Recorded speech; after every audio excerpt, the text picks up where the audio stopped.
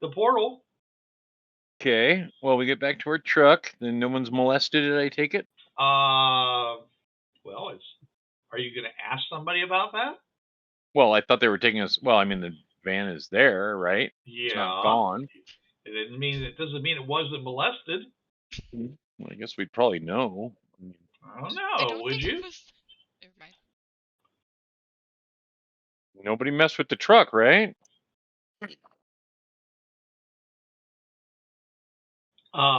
Actually, and we're back. Welcome back again. Yes, Oh, actually, there is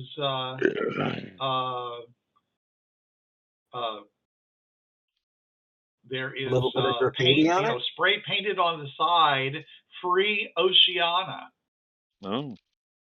Well, that you guys are really bad at your jobs, by the way. You guards are terrible at your jobs. Well. Okay. Well, Free Oceana. I guess it could be worse. It could say, aliens go home or something like that. Yeah. Oh, is Oceana or free spelled correctly at least? They're both spelled correctly. Okay, that's good. For English or Persian? In Persian. Romani go home. In Persian. So Oceana, I don't. Is there a translated version of that? Hold a second. Guess I'll have to look that up. So, are we ready to hit the button and go? Yeah. I guess so. Okay. The actual word that they is actually written on the side of the vehicle is that. Okay, which translates to Oceana. Oh my word! I can see it. It's Persian for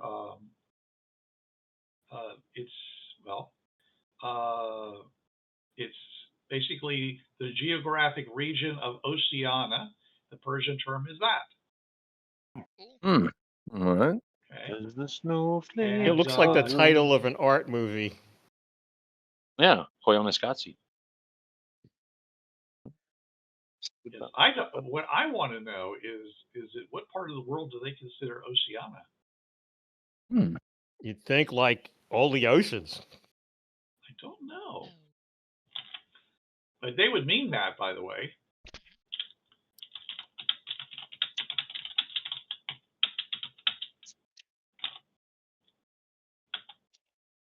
Let's see here. It is the Central and South Pacific Ocean. Okay.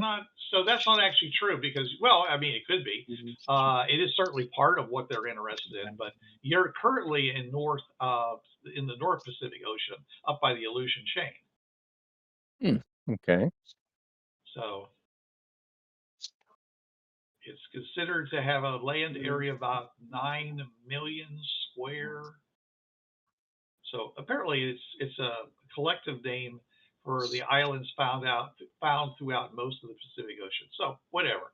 Anyways, it's that's the closest thing I can give you. I have no idea what that is. That's actually Indonesian for Free Oceania. Oh, there you are. See? Well, anyways, this is Persian, but that's fine too. There are other languages out there. People can spray paint in all kinds of languages.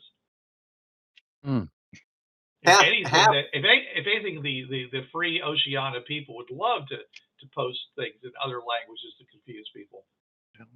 Half the one side is covered with graffiti.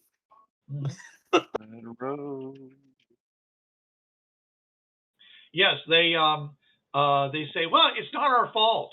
I mean, it just kind of appeared there. I mean, it was, it just kind of faded into view. We thought maybe you had some kind of weird paint job and something. I'm sure it was a little upsetting. I'm sure it'll be upsetting to the mayor, knowing that you're associated with Free Oceania.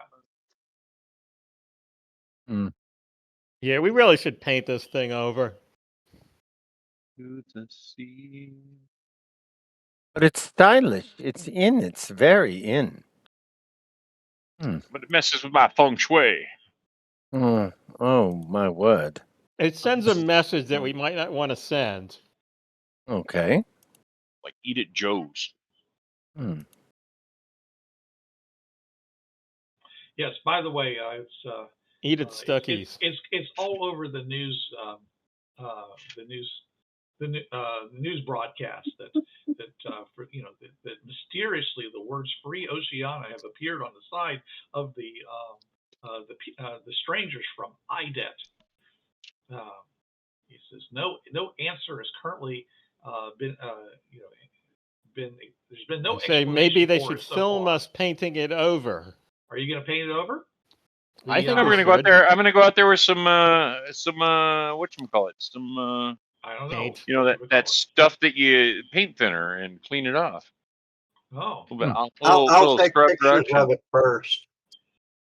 Okay, well, I guess you do that. okay, so yes, all right. So when you come back, there'll be pictures of you out there, shellacking the outside of the car with a big wad. I'll have my shirt off. A big. You gonna use your shirt? I'm gonna have my shirt off so like everybody can check out my pecs and stuff. Okay, yeah. A big wad of cotton waste, and you're just, trying to scrub it off. I got like a scrub brush. Doing damage to your normal paint job. All right. And the rest of you guys want to do anything before you leave? You want to go over and say anything to the powers of the press? You can. I'm busy. They're all waving at you. Hey, come on over, because they weren't allowed to talk to you when you guys pulled in there in the van, Right. in the armored vehicles. All right. I guess I'll speak to the press while I'm while we're waiting for the vehicle to be cleaned. Why not? Okay. He says, Miss Vatikutti. You're the first person that's got it right here. Impressive. He says, even my game master doesn't get it right. Anyway, it's do you what? He says, are you married? No, I'm not. I'm a bit young to get married.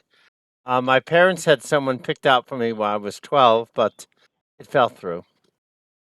Oh, did your prospective groom die? Yes. He was eaten by chinchillas. It was a motor car. It was a motor car accident. Large ravenous beasts from where you're from? Of course they are. No, not at all. What kind are there? Seems to be ignore there seems to be him. a bit of disagreement between the two members of IDET who are currently speaking to this reporter. He's been inhaling paint fumes for some time. He's a bit loopy. A bit? Well, he says, do you have any words to any message you wish to give to the world at large? Well, we have enjoyed our visit here, except for the fact our teammate got kidnapped. But it is a wonderful place. We will be back. We will be back with gifts, and we hope that your peoples can work out their differences. So you're advocating for some kind of diplomatic summit between the members of Free Oceania and the other the various councils of corporations and world governments. Is that what you're saying? Yes, absolutely. I'm sure that via diplomacy, a mutually beneficial understanding could happen. Have you actually made any kind of a formal alliance with either side? Not that I know of. Is there somebody else in your group that would know? Not that I know of. What do you know then, Indrani? Be sure to bring plenty of popcorn because it's definitely going to be festive. What was popcorn? What is it with you But and popcorn? we are going back to our home, and we're going to bring you insects that pollinate in order to help restore your crops. We'll also bring Oh, you plants that have died out here that though you can replace them. so you are coming back with gifts of ecological restoration?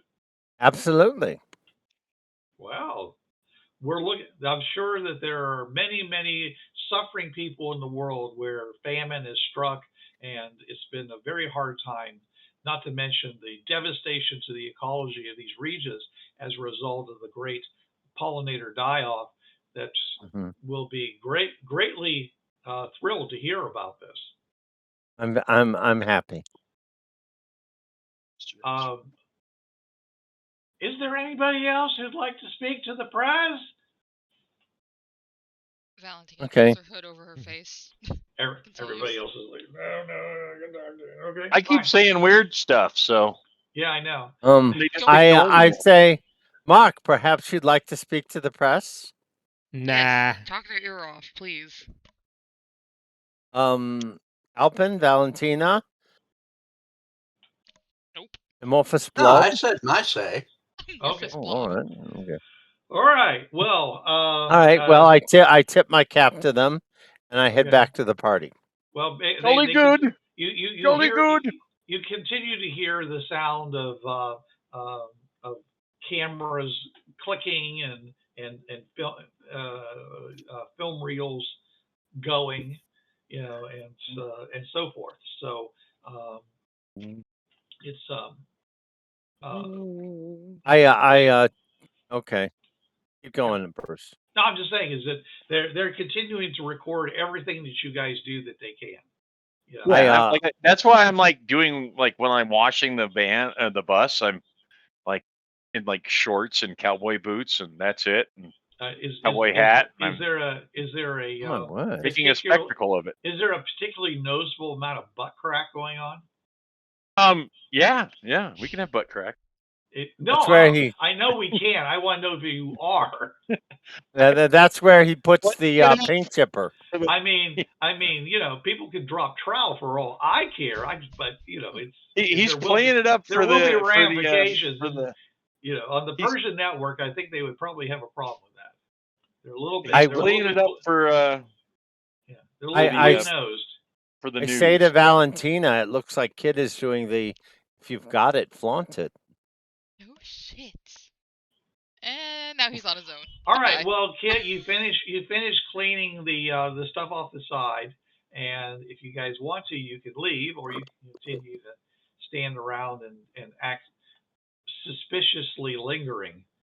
Okay. Well, No, I think it's time to leave. Yes, let's go. Come on, Alpin. Alpin. Come All on, right. Kit. Get. So anyway, are you just guys gonna go. stand there? Okay. I'm coming. So I'm driving. you guys can't drive with this. I can't handle this. You guys can't handle this guys beast. light up the No. van and proceed to roll through, and you're now on the platform again. Man. Hooray! All All right. right. Now, What the hell are we gonna do? We're freaking 10. We're like 5 days away from the 10. Well, Like how 500 long is- miles away from Hmm. the platform from That's a Earth. one. All right. It's a 1 day trip. 500 Yeah, there miles. you go. Yeah. Because I would drive 500 miles. Yeah, if you drive at a reasonable speed, of 40 miles an hour. well, or 50, but that's pretty Yeah, fast. yeah, that's but true. you do have those nice, lights in the front of your vehicle. Yeah, I gotta Okay. activate the sodium vapor lamps. Okay. No, Or the- they're whatever they are.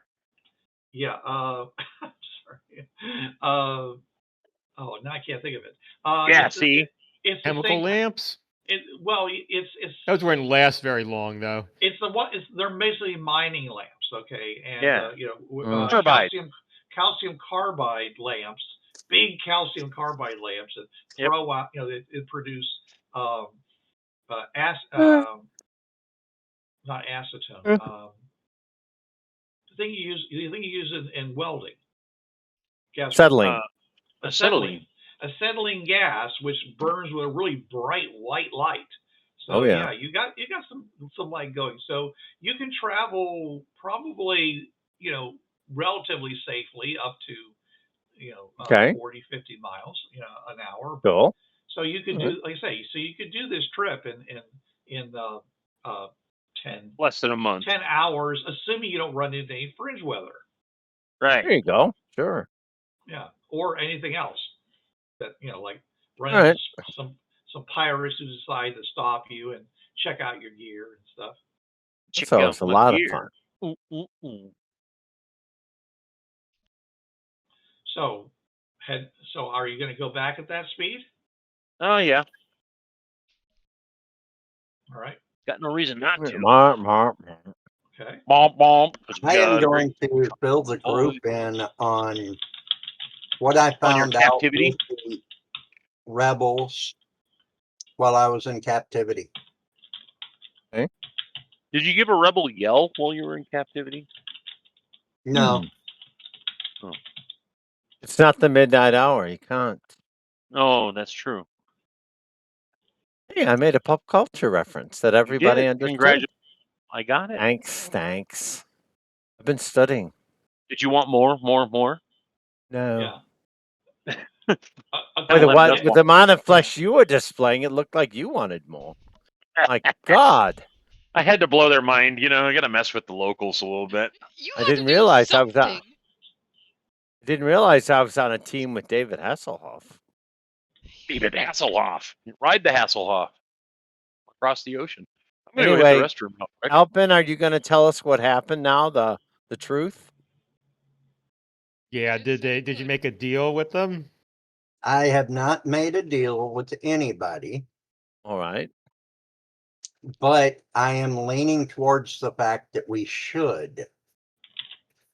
So okay, my thoughts are that the government in the place where the portal actually is does not sound so horrible that I would really, if I were living here, support the idea of being taken over by Free Oceania.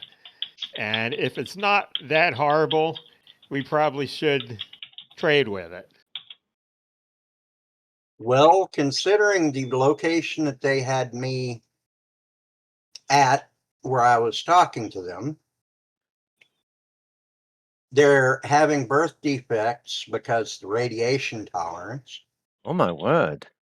They're getting paid pennies on the dollar for work that they're having to do long hours, like slaves, to the point that most of them might not even last to retirement age. So how is there proof of that? Did you bring back proof of this? I mean, that there's. I brought back pictures and are they interviews and so on and so forth. It sounds like when great grandma was telling me about the case. Are they worse slave keepers than the Pax Romana? What? Are they worse slave keepers than the Pax Romana? Probably yes. Oh, okay. Pax Romana. That's pretty bad. Romans had a lot of legislation to protect the rights of slaves. Okay, and well, who else would I know that keeps slaves that I could compare it to? Probably the Golden Horde. Are they worse than the Golden Horde? Really? I have no idea. I'd have to look that up. Right. I mean, yeah, we aren't super familiar with slavery, so no. They are looking to be able to make choices for their own people, for their own families. I mean, the way it kind of got this explained to us is that they just a bunch of lazy, they wanted more than they were entitled to, essentially. Well, they wanted I saw them working their asses off. They wanted to own the company because they worked for the company. They should own the company, kind of thing. That's what the corporations claimed. Yes, the Whether or not that's corporations accurate, are I do not claiming know. the corporations are claiming that they are corporate property. Hmm.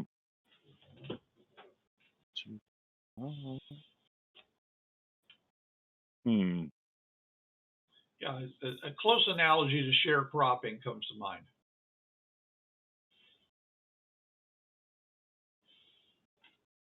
Yeah, that sounds about right. From what I remember about sharecropping, anyway. You load 16 tons and what do you get? Another day older and deeper in debt. That's an American song, isn't it?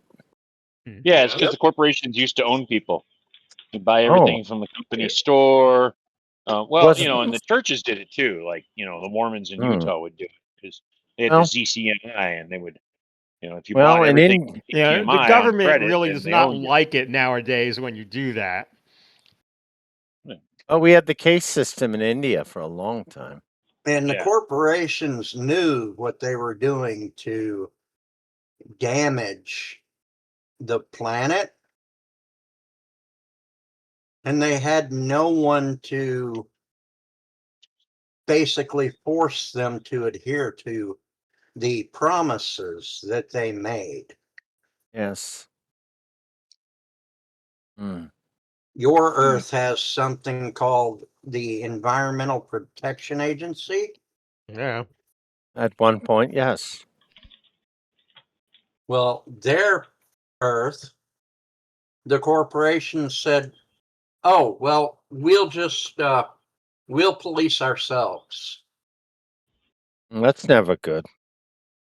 What makes you think Free Oceania is going to do any better? Exactly. I mean, they're probably going to have Free Oceania controlled corporations that work for them instead of being owned by the corporations. So the corporations will be gone, but they'll still be doing the same stuff. It's a rather pessimistic point of view, Mark. Well, would you like to back? I mean, we had the Soviet Union on Earth Prime, like they controlled everything, but they were notorious for factories not being managed very well. So are you saying that we should back the corporations, the basic slave owners? No, I'm saying that we should back the government, that whatever government is where the portal is. Right now, that's not Free Oceania. That's well, you know what, guys? Honestly, it's not up to us to decide who gets to back what, because it's going to be okay. Let's say not back. Let's say deal with. You guys are whoever's there, we deal with them. Nobody's making you do stuff out here on the fringe. Yeah, right. But I mean, we're gonna. So here's my question about that. Outside of game, out of character, we can make deals for the UN. We have like whatever we make is the UN will accept and go, okay. As long as it's reasonable, probably. Mm-hmm.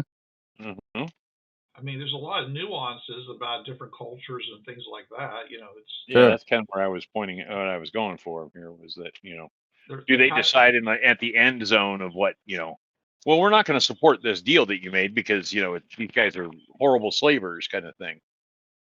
Oh, and another thing too. Did the mayor give you guys any information on technology or anything like that? Well, we took images of the how to build a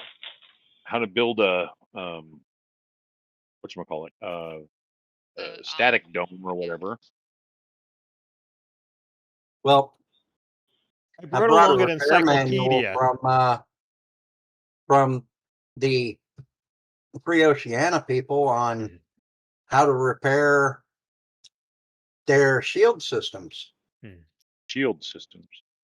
The anti-crush submarine fields? The purpose of the encyclopedia is so our scientists can look at it and say, okay, we want this thing and this thing and this thing and this thing. I mean, I don't know if I'm qualified to make cultural trade decisions. Oh no, I'm saying you bring this back and you have people who know what they want look at this thing, not us. Hey, it's just now. I don't know. I was like, what do you? I'll follow whatever y'all want to do. I mean, if Mark's kind of the leader, dude, so I'd say follow him. I mean, we haven't met these. I just asked for the encyclopedia. I don't want to get into a situation where I'm doing these deals behind the scenes without you guys being involved in it. You guys are going to be you guys are going to be the primary agents of deciding what's a good thing and a bad thing, because you've been there, you've seen it, you've seen how they operate, you've gotten some of those, you're the one who's fluent in their language, their version of Persian. So version of Persian. So therefore, you're the best person to make a decision as to which side is the most trustworthy. Are we causing more damage if we do this? What's safe to do? So I'm saying it's going to be your decision on what comprises the deal, and then when you bring it back to their side, then then we'll go and see what what they agree to. If they say, "Oh yeah, that sounds like a great deal," we'll do that. But you guys, I don't know if you remember this, Pat. They brought in an entire encyclopedia, all those like 20, 30 books, and they were like cherry picking through them and taking pictures on their phones, for them. They didn't say that they were going to pack up the the encyclopedia and take it back with them. Well, we did. I thought we would. I was originally asked for a World Almanac, which we got. We at least have that, and they can pour over it. Okay, that was happening while I was still with the Free Oceania people. If they read through it and, did they see something like, transparent aluminum invented, 1985 or something. By Scotty. Yeah. In many ways, this particular culture is not as advanced as technologically as Earth is. It did seem that way. It seemed that way because, first of all, they did have distributed information networks. Yeah. The common use of the common device that people used was a flip phone. So it was like that level of technology where all the computer terminals were slaved into mainframes that communicated with each other all over the world, but they still communicate with each other over transatlantic cables. There are some satellites that can transmit, but that's a fairly recent thing, and that's why these installations, as you saw, Pat, they had like a line that went up to the surface, and then it transmitted up to some kind of satellite receiver. But the data that could be transferred over, that was mostly for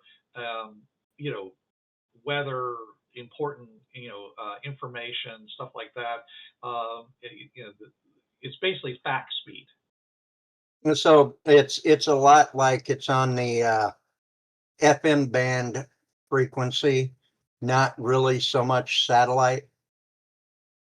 Well, they do have satellites, so and as I mentioned, if you guys read the stuff there, ever since they came up with the Eden pressure barrier, they've actually been able to up their game on satellite production because it costs 10 to 30% less to send up satellites because they can negate the air pressure, the air resistance of the spaceships going up in orbit. Yeah. It's the same principle, the same thing. The pressure that would be crushing on the hull of the ship under the ocean. Similarly, the pressure that's caused by travel through the atmosphere it can also be negated. I honestly did not think of that. Yeah. Okay. That would, and of course, that would mean a lot to Earth Prime because, Yes. Even though there's been a lot of advances in, in space technology, it still takes an awful lot of fuel and money to put anything into orbit. Mm. So Yeah, say, I hey, suggested that. this thing. Yeah. So that's their biggest thing that they, outside of a lot of other weirdo things. That's probably one of their biggest bargaining chip is this field. Okay. What you're willing to give them for it, that's the question.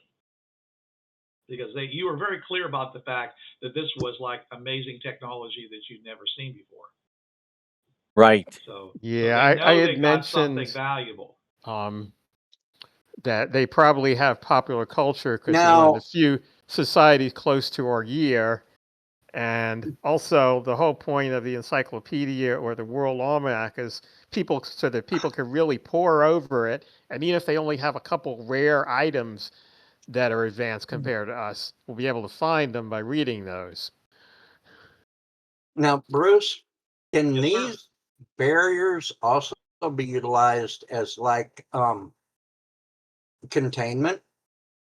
No. Around like nuclear reactors and stuff? No. Okay. It just well, I mean, in the sense of it just negates pressure. Okay. So it's not like it's not like if someone came over and whacked at it with a hammer, it actually wouldn't make any difference because the change in pressure would be so high that that basically it wouldn't stop it. It's not like a force. So it is, and it's a force field, but not a force field. That's why I explained to you before that things like military vessels, they have much more powerful fields of this kind so that they can resist fast changes. So if, like, for example, if you set off a torpedo next to one of these boats, you can collapse the field and crush. Right. Oh, right. wow. So it's but they suffer the same danger if they're in there. But so ships on the surface could theoretically be the most dangerous, because they could drop test charges and things like that. Right. So, but it's but because because of this pressure thing, I mean, a lot of these vessels are a lot more agile, so they can move a lot faster because they also, moving forward, it helps reduce the turbulence, the resistance of moving through the water. So these things are actually much faster than they would be on Earth Prime, at least our current way of doing it. So there's the pluses and minuses going there. But the main thing is that it allows them to create these habitats and vessels that can go all the way to the ocean floor. And theoretically all the way into orbit. Yeah, that would be the question is, does it actually go all the way into orbit? Well, once you get to a certain height, it would collapse. Right. There's no pressure. I mean, okay. Or it would, maybe it wouldn't collapse, it just wouldn't do anything. Right. So it's kind of like a weather balloon. It only goes up so far, and then it can no longer contain itself. So since there's no exterior pressure that pops. Yeah, but I wouldn't want to imply that it actually collapses. I'm saying it just basically isn't efficacious at that point because there's no pressure to deal with. It would just be there. It'd be like it'd be like an electromagnetic field around a ship, or like a water bubble. Mm-hmm. Yeah, like if we could add this to the art to the bus, then that'd be pretty cool. I'm surprised you didn't already ask for that. You just want to add everything to the bus. Well, why wouldn't it's you a fun bus? Fair enough. It would make a really good I mean, it's already submersible, but this would make it really submersible. Ah. Yeah. I mean, you don't need it to go in. you don't need it to go into the atmosphere, but you could go. You could travel faster if it negates the pressure of wind resistance, right? So there's some more opportunities. I think it would be a good idea to have it added to the bus. We're just spitballing right now, so. Mm-hmm.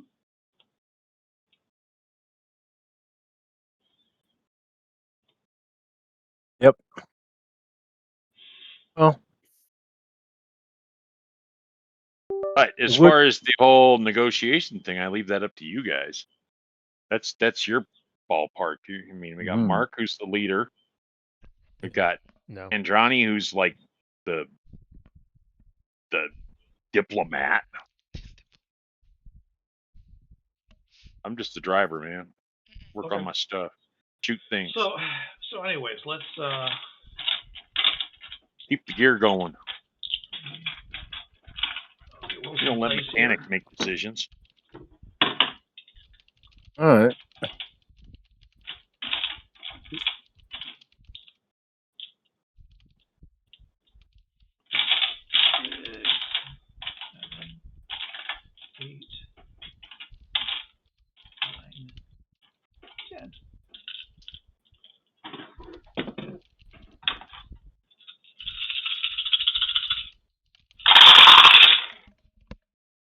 Man, this is way too long. All right. Well, you lucked out pretty good. You only ran into fringe weather twice. Right on. This trip. Cool. So, and only one of it was really bad. So that one, let me make a roll here. All right. Yep. You ran into a snowstorm. Oh no! And it's basically locked you down for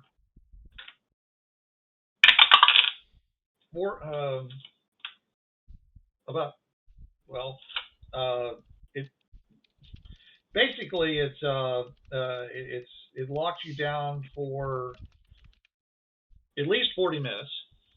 And, okay. And so, traveling carefully after that. Did you notice my little thing there about how far you can see? It was like 45, 50 feet, something like that. 100 to 160 feet. Okay.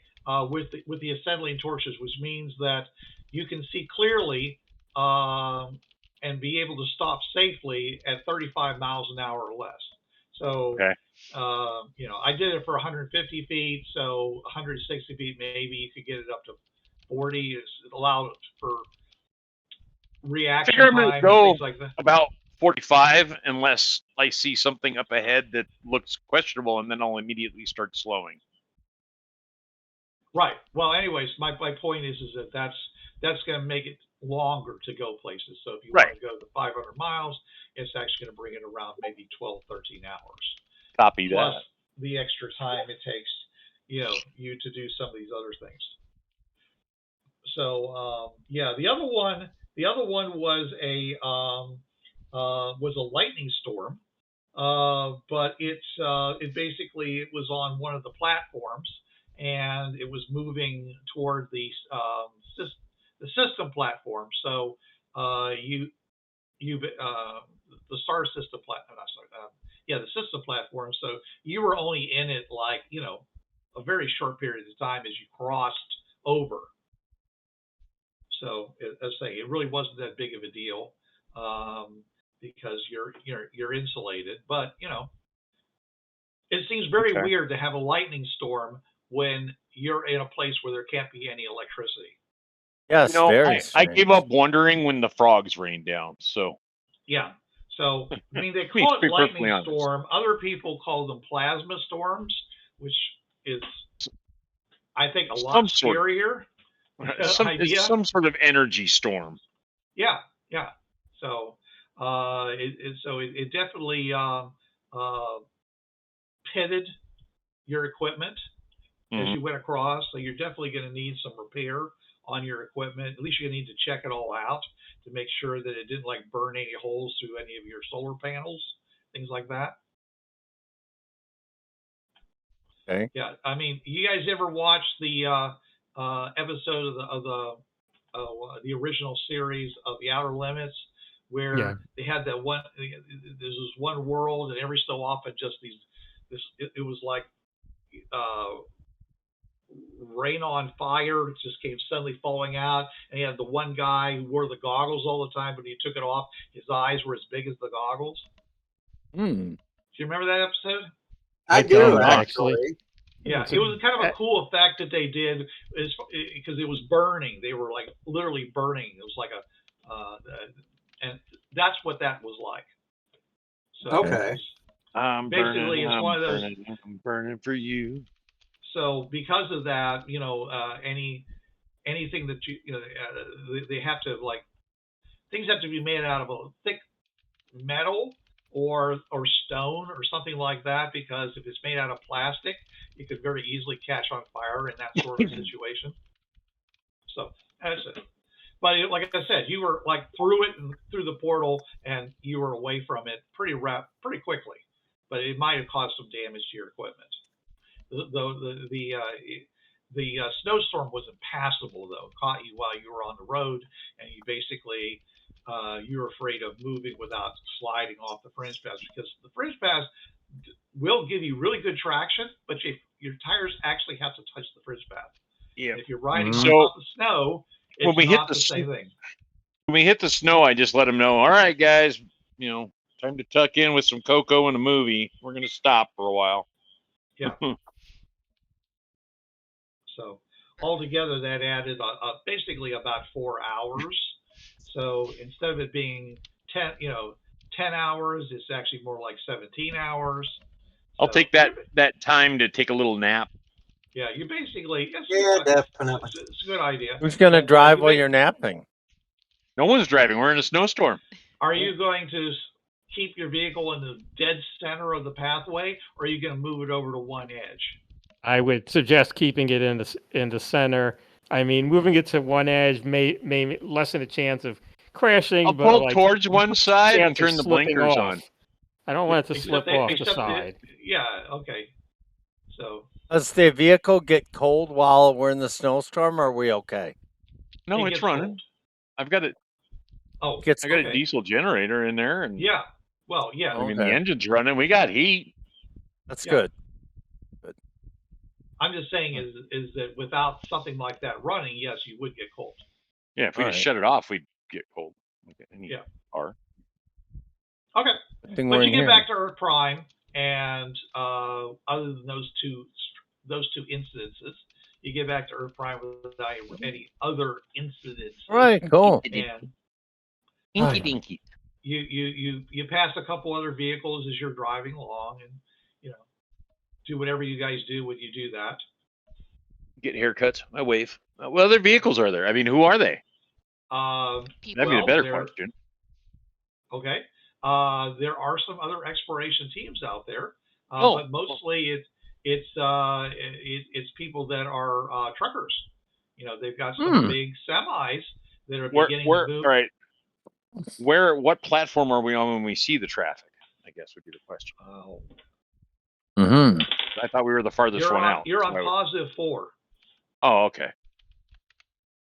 Pretty close to normal space.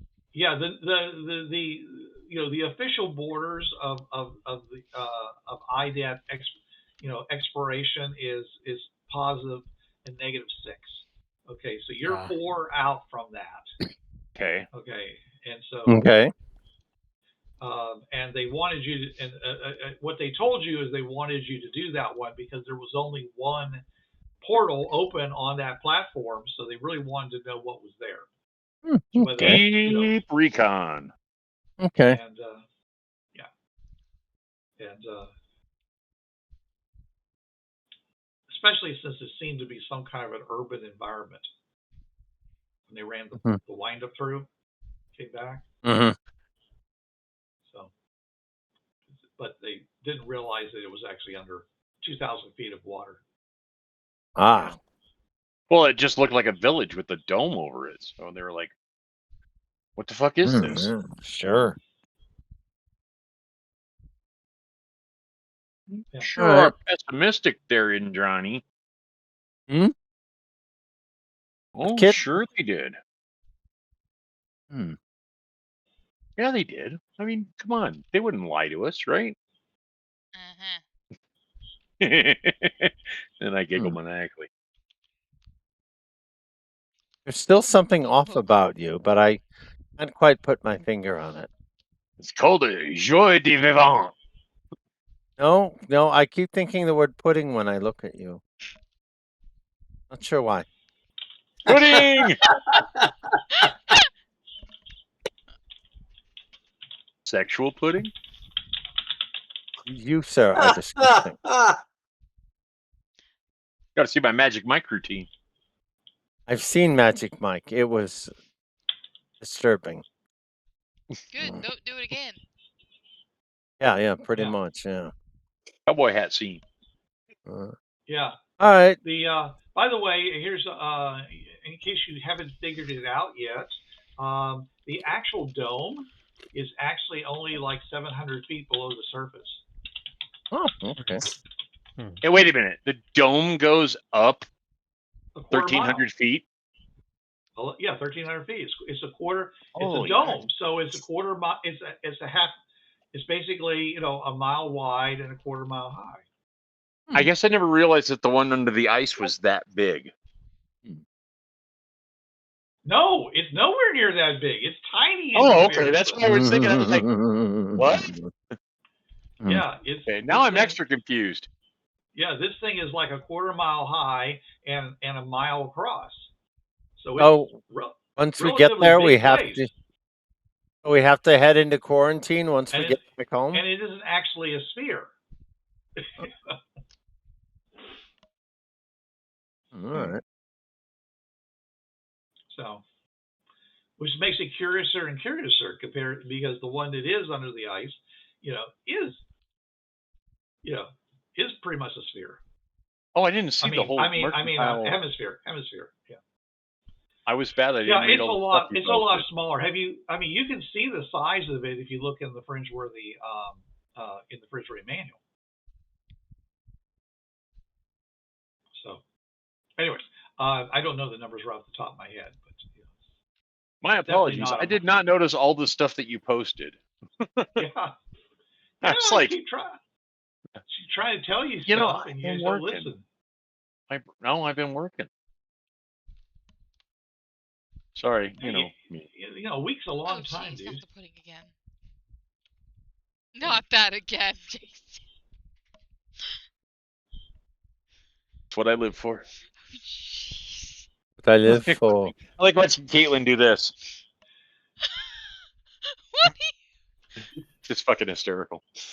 Well, why is it funny? It just is. Because it just is. Because it just is. All right. So, anyways, you come back to IDET. So now, are you going to do the hard press? Well, you deleted it. You didn't put it back. I was just doing it the best of you. Okay. I personally think it's funny. But you guys want to? It's one of the best episodes. Yeah. You guys want to go all the way back to Hathaway base and well, if we're going to ask for some bees, then, and General I guess there are other places they can get bees from. You want to stop at Stucky's? No, we need to go and talk to them about this place, and we need to fill them in on what happened. I think that's one of the things that we really haven't been doing is making sure that we're moving ahead with the proper intent. I think as part of we can make all the decisions we want, but we really should, kind of go, hey, this is where we're at, and they have this technology. What can we trade for it? What do we have that we can haul back there and go, here you go. Yeah.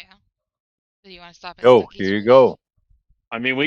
We can say, little toolboxes and 550 cord, but these guys don't need that. So, by the way, Bruce, while we were on our way back to IDET, I started reading through the World Almanac to see what I could find that they have that Earth doesn't have aside from the dome? I would say that what do they have that Earth doesn't have? Yeah. Probably nothing. Well, I mean, other than these, as far as scientific discoveries are concerned, yeah. As far as I mean, as popular we talked culture is about obvious. popular culture, lots of stuff with the popular culture.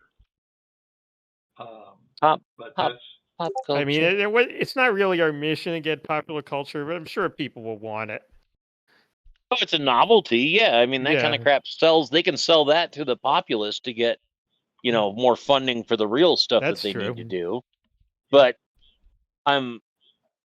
he already said that the main scientific advance that they have is the dome. Yes, is the dome Or- and the Sure. Eden pressure field thing. I mean, they may very well have some advances in the area of cancer curing and things like that because they're dealing with an increasingly toxic environment. Okay, Mhm. but those haven't borne any fruit yet since literally since Because they have no fruit. Yeah. Aha. But I'm just saying is that tiny screw. There's Dow Chemical has made some really kick-ass herbicides that are on Earth Prime. But whether or not you want them on Earth Prime is a whole different thing. Sure. So they definitely have not. They definitely haven't made the advances in fusion that Earth Prime has. They're still fission based, though. Because of this recent push, they actually have a lot of.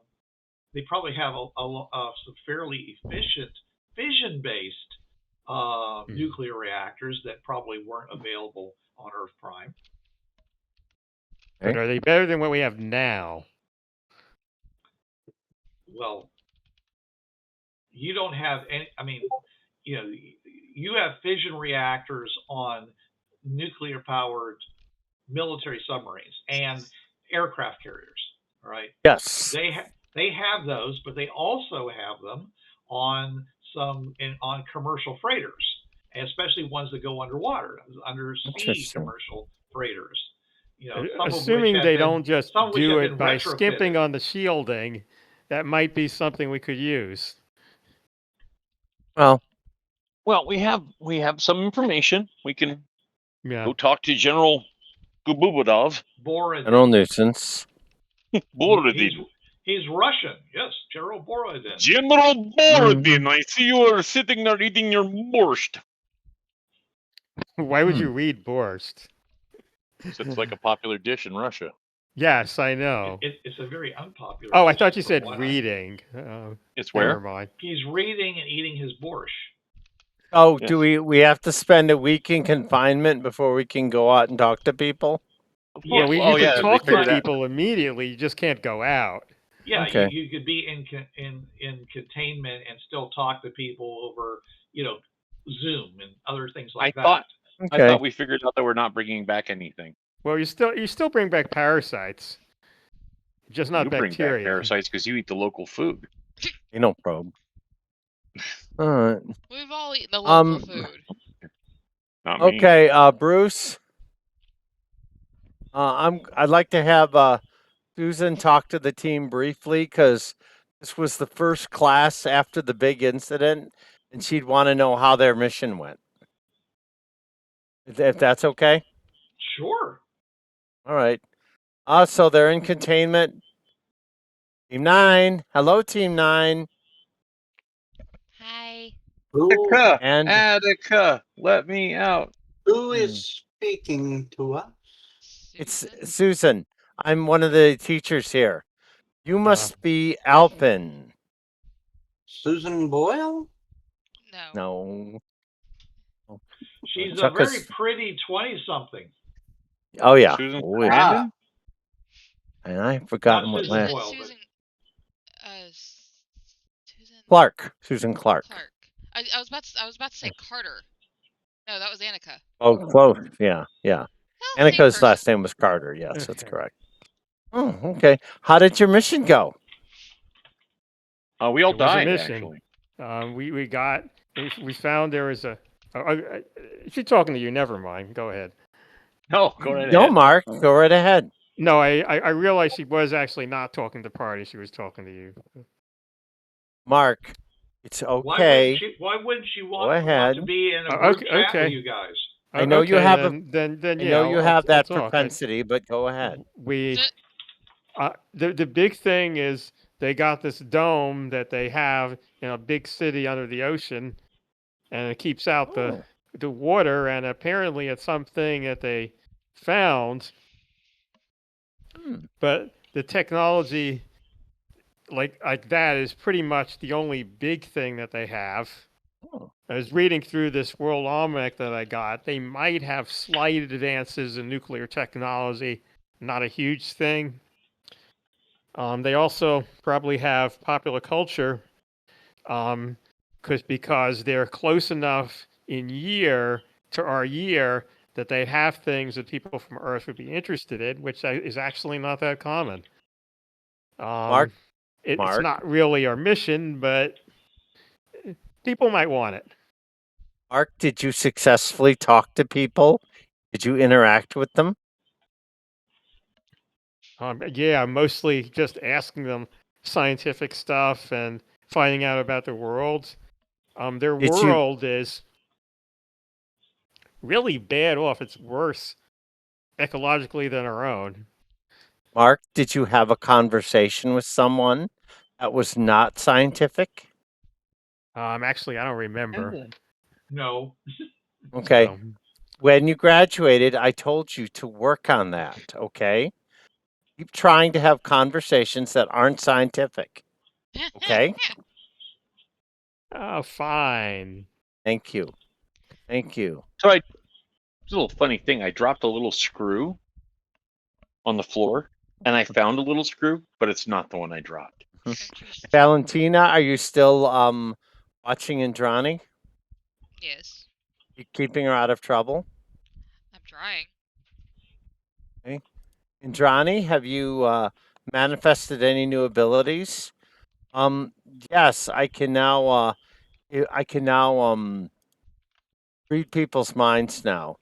It's not easy, but I can. Okay. Do you does that make you uncomfortable? Well, sometimes it does. Well, especially the last person's mind she was reading. That's true, yeah. Right before right before he got slaughtered by the pirates and the IDET people. Well, we'll talk more about that once you're out of confinement, because I don't like talking to my own character. Okay. Yeah. Okay. Okay. Alpin, how are you? What do you think? Alpin, are you integrating well with the team? You find them? How are you finding them? With my hands. Kit, no. I find them interesting. That's good. That's good. Do you want to take Kit back? You can have him. May you deal with interesting teams. Kit, are you trying to be less obnoxious? I did a soapy striptease for the news. For fuck's sake. Oh my word. Okay. I said, do you want him back? You can have him. And nobody took any pictures of it. I know. I'm disappointed in my team. It's literally plastered all over the world, but you guys have no pictures. I'm world famous. I was too embarrassed. Oh my gosh, I actually did get one. Mic drop. I took a Polaroid of it. All right. Well, mic drop. Kit, you're I had to do something to make a mark on the planet, and that seemed since somebody spray painted on the bus, I had to do something. So someone spray painted something on the bus? Yeah, something about like Romani go home or some shit like that. It was actually Free Oceana, which is a rebel group on this world. It was in that new language. Okay. So. All right. Well, one thing is important. You can't solve everybody's problems. You can't solve every problem on a world. So yeah, these guys have Got the Take the corporate victories overlord. when you can get them. Believe me, I know. All right. Okay. Well, I'll leave you guys to your confinement. How do you feel about slavery? Oh, I like it. That's great. I've never approved of it or liked it.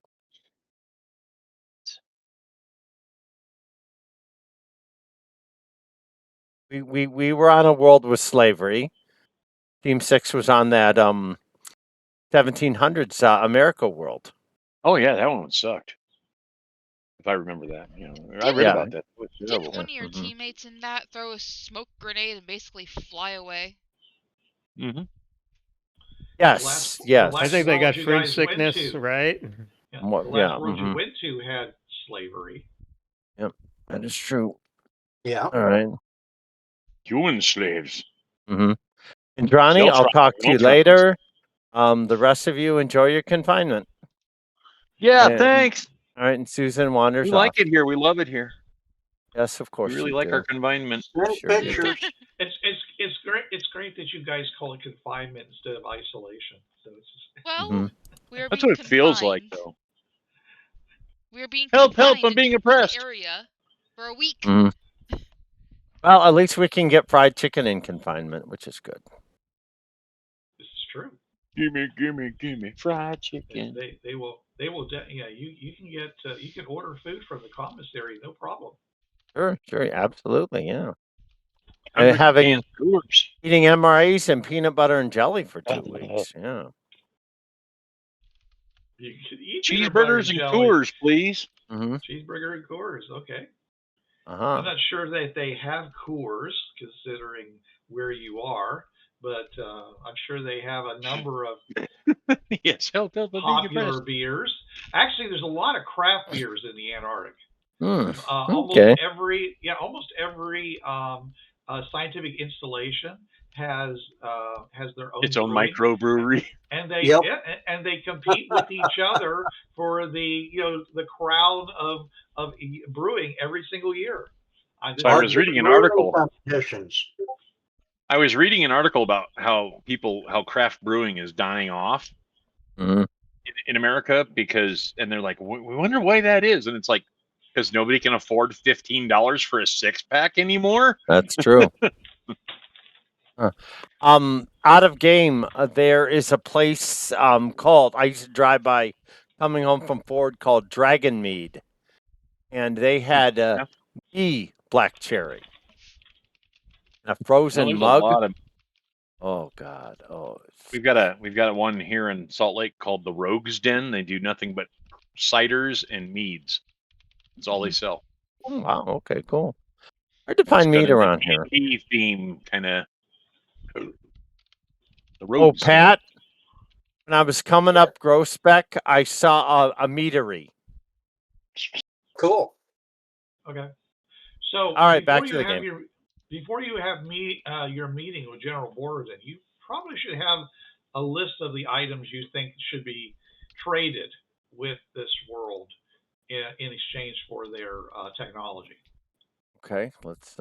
Especially the important piece that you're bugs. You're really talking about. Okay. They want the pollinators back. The fission. Pollinators. Not the fusion. Pollinators. Fusion. They want the fusion technology, not to if we want to give them that. Okay. Yeah, they showed keen interest in fusion technology. Yeah, it's cleaner nuclear energy, so that makes sense. I mean, yes, agreed. That would help them out. I mean, I think we should push that everywhere because that's just smart. Yeah. It also would greatly improve their space program. Yeah. I mean, we could talk to them about, like actual smartphones and stuff like that. I mean, that's not like they're not going to get there on their own anyway. We just jumpstart them a little bit. We haven't done it yet. Well, we can give them. You know what? We can give them the Palm Pilot and the with the BlackBerry. That was like an early smartphone. Yeah. Okay. The BlackBerry. It had a keyboard on it. A little ball. Berry. Okay. Now, let them have a Microsoft Zune. Give them all iPhones, and they won't be able to find chargers for them. And what did you say? Microsoft I said a Zoom? Microsoft Zune. It's a music Zoom. player that went so badly that they made a joke in the movie about it being so bad. Okay, all right. I've actually still got a Zune. I bought a SanDisk Sansa for my music player. I just download things off Napster. Yeah, we can kind of give them. We can invent the internet for them since they don't seem to have the internet yet. They also don't have personal computers. They don't have PCs. They have flip phones, but they don't have PCs. Mm-hmm. Is that intentional then? They use, they use basically terminals connected to mainframes, and mainframes are connected to each other over basically a world version of a RapidNet. So what do they not want people to have communications? Is that why they haven't developed it any further, or nobody basically invented any personal computers? Well, here's the key: is you get everybody this information, they can access it, and then after they get sucked, addicted to it, you start charging them for it. Yeah, and putting up ads everywhere. Yeah, just from you're talking about Microsoft, okay? Yeah. I don't think that if there is a company called Microsoft, what they're doing is writing stuff for mainframes. They're not writing it for personal computers. So they're like 1970s style of computing technology. Yeah. My old coworker Gil at GM, he said he regretted when GM went to PCs. He says we were fine with terminals. Mm-hmm. Well, now you've got the cloud, which is the worst of terminals and PCs. Just remember, the cloud is just somebody else's computer. Yeah. That is true. That is very true. All right, so I wrote everything down. Now, when you say give them, okay, trade them. Well, yeah, but are you talking about bringing them a flatbed truck of micro PCs, or are you talking about technology to make their own? Okay, so you're going to give them samples and schematics. Yeah, I was thinking of giving them bees. Why? That's a trade option. They don't have insects. Right. But we can trade them bees. We don't just give them bees. We should just give them to them. I mean, we got to give them some things and trade them some things. They've got nothing to trade us, so we just trade them these things, and we get those stuff that we want. Give them McDonald's and then have them trade for bees. I mean, if we give them bees, there's still a ton of other stuff to give them as trade. Okay, whatever. No. I mean, basically, you're going to have to give them, I don't know how you would give them the information, but, the original Intel 8088 processor had 29,000 transistors. That is true. You can give them a laptop with a design on it. What kind of design? In some, I guess, design language that they'd have to figure out, or that you give them a manual for. So you're just going to make it as hard as possible for this deal to go through. Is that what you're trying to tell me? Yes. My old high school friend Jim Van Sickle, I would say, I see, and he would say, no, VLSI. That's a very, very, very old joke. Okay. Anyway, if they're not that knowledgeable in microprocessors, or if no one's had the idea for them or whatever. Oh no, they do. I mean, but they're using them in mainframes. Right. Okay. All right. That's so fine. They're developing, more powerful CPUs and things like that for mainframes, but they don't have, no one has tried to create a little tiny thing like that, for for a personal computer. I mean, it's like, right. Why would you go from this to this little thing? Yep. Mm-hmm. I mean, yep. Well, I think we ought to give. Can I jump in and say that I think we ought to give them the head start that they need, and that way they can produce the materials that they need to make them. Like I said, give them all of the information, print out data in Persian, translated from Indian, translated from English, translated into Japanese, back into English, and then back into Persian. The IKEA instructions on how to build a computer. They won't build it unless you have to give them a need kit. They have to have a need for one. High-speed data transmission. We'll also give them information about satellites. If we're going to give them information about fusion power, then they've already, they're going to need microprocessors in order to run a fusion Let's bring reactor. them the basis of our modern. Think about it. Their computers run on single core and not very good core. They haven't even hit like Pentium speeds. We're not talking they're sending data in gigahertz. They're sending data in literally kilobytes. Yeah, their nuclear reactors don't even require electronics. It's literally my dad told me about using dial-up. Heat that runs a steam generator that runs a turbine. Okay, that maybe requires some. So I'm just saying is that they don't need They might be using them. I'm saying they don't need microprocessors to make their nuclear generators work. But you're going to have to. But if they want to do fusion, because they're like everybody else in the 1960s, 70s, whatever.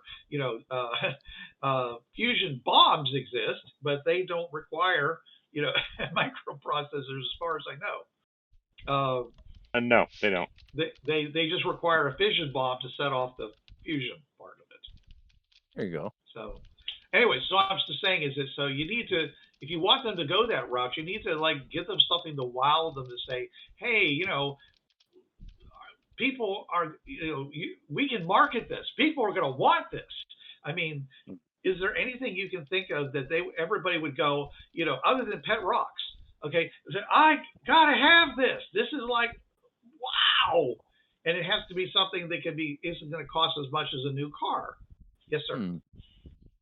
Dungeons and Dragons. What the fuck? I'm not even joking. I said Dungeons and Dragons. Porn. The internet was made for porn. Sounds familiar. Think about it. So hold on, time out. Stop laughing and talking. I can't. When they made videotapes, direct to home videos, the big battle was between VHS and Betamax, which was I read about that. Resolution. Shush. So Betamax were these smaller, higher resolution tapes. They were a little bit shorter in length, but you could still put a full movie on it. But the half-inch VHS tape took off and completely eliminated the market for any other kind of home video format, including Laserdisc, because the porn industry supported VHS.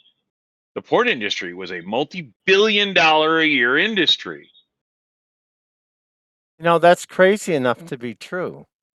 Oh, it is true. Oh. Look at freaking. You've got time on your hands in quarantine. Look up. Use the Wikipedia. All right, I will. Look it up right now. Not the internet. Right. Use the Wikipedia. Use the Wikipedia. Google that shit. I'm serious. That the porn war. The amount of money that goes into that. Yeah. Okay, and streaming videos. People love streaming videos. Name one person that has never streamed a video. My grandmother. All right, aside from dead people. She's not dead. Intellectually, maybe. Certainly, technologically, she is. Are you sure she doesn't have a smart TV and maybe she actually clicked on something that came up on one of those ads that pops up? Oh, I'm very sure. I'm very sure. I'm pretty sure this woman is very insistent on Do you still have cable? She does. Does she still have cable? No, maybe. So when you say stream, you mean on demand, right? Yeah, like on-demand videos. Right, because arguably cable is streaming. Mm-hmm. Do they have cable? Yes. Okay. All right then. There Don't you have go, porn, Caitlin. I bet. Oh, for fuck's sake! Why are Bazinga. you like this, Pat? Bazinga. Did you send her porn? No. Did you send her the puppets singing about how the internet was made for porn? No. Have you ever seen the puppets sing about it? The internet's made for porn. Yep. Avenue Q. Avenue Q, that's it. Yeah, I mean, it was very funny. The internet is for porn. And you want to know what? That's probably what they make the most money off of. Probably. I question all of your sanity. YouTube ain't got nothing on it. But then again, sanity does not exist. I'm not lying. It's just the thing. I mean, it's not. You don't have to use it. You don't have to enjoy it. I'm not disagreeing. It's just a thing. I'm not I was watching. I was watching Burn Notice years ago, and he had to hide some files, so he just uploaded them to a porn site. He said, "There's so much there anyway. No one's gonna find it." Exactly. I thought that was very clever. If you got to use the cloud, use the porn site.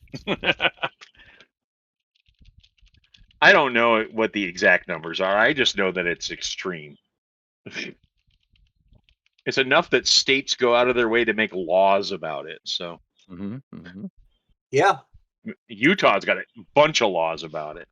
In fact, they even appointed a porn czar, which I thought was a funny terminology. But well, that's okay. Pornhub was actually bought out by a Mormon.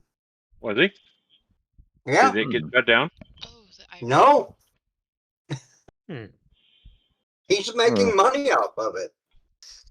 I mean, let's face it. Women make money off of feet pics. Yes. Women make more money off of feet pics than I do in 2 years of working. So. Yep. Well, as an aggregate, yes. All right, I see Ken is busy just looking down and not participating. So, like I said, I was also filling my medication for the week, even while we were doing. Okay, so Ken's Mark suggests that you bring D&D to them. Which version of D&D, Mark, that do you think you would want to propagate across the whatever version is most modern on Earth Prime, and even not D&D necessarily, the idea of role-playing games at all, because role-playing games you're going to have to pick an IP, sir. I mean, then it will be D&D, because role-playing games are one of the cases where somebody, since it just requires pencil and paper, where somebody could have invented things like 100 years before they actually were invented. Any D&D as long as it's not D&D 2020, 2025? 4th edition. Whatever came after, whatever's currently after 5. 2025. 2025. Well, Indrani I will give them whatever edition is current on Earth Prime. All right. Prime. Well, okay. So, Ken, I should say, Mark, what is the name of that D&D? I mean, because we've already had D&D Next, and so what's that version of D&D called? D&D WoW. It is called D&D Advanced D&D Next Edition. It's AD&D Next Edition?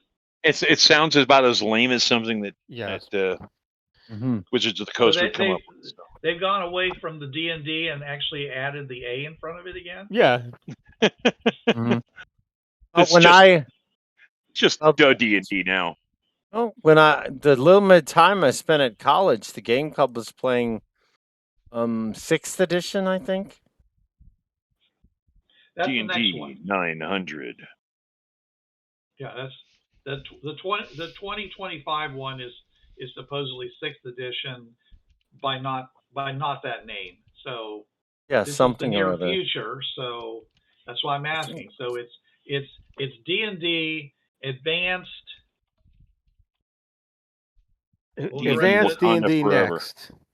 Next. D&D Wakanda Forever. Oh. So the geniuses over at Hasbro, they came up with that name, did they? Yeah, they did. Hasborg, they paid for that. Yeah.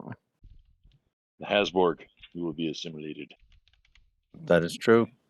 No, you can't really do that because they're going all digital. Well, that is true. You got to pay membership in order to have access to the books. Hey, guess what? Okay, then go. That's with... why I have. That's why I play 2nd edition. I prefer 2nd edition. When D&D was still somewhat lethal, my characters died twice in the last 3 weeks. So. Out of game. That's what Dungeon Crawl Classics is for. White box.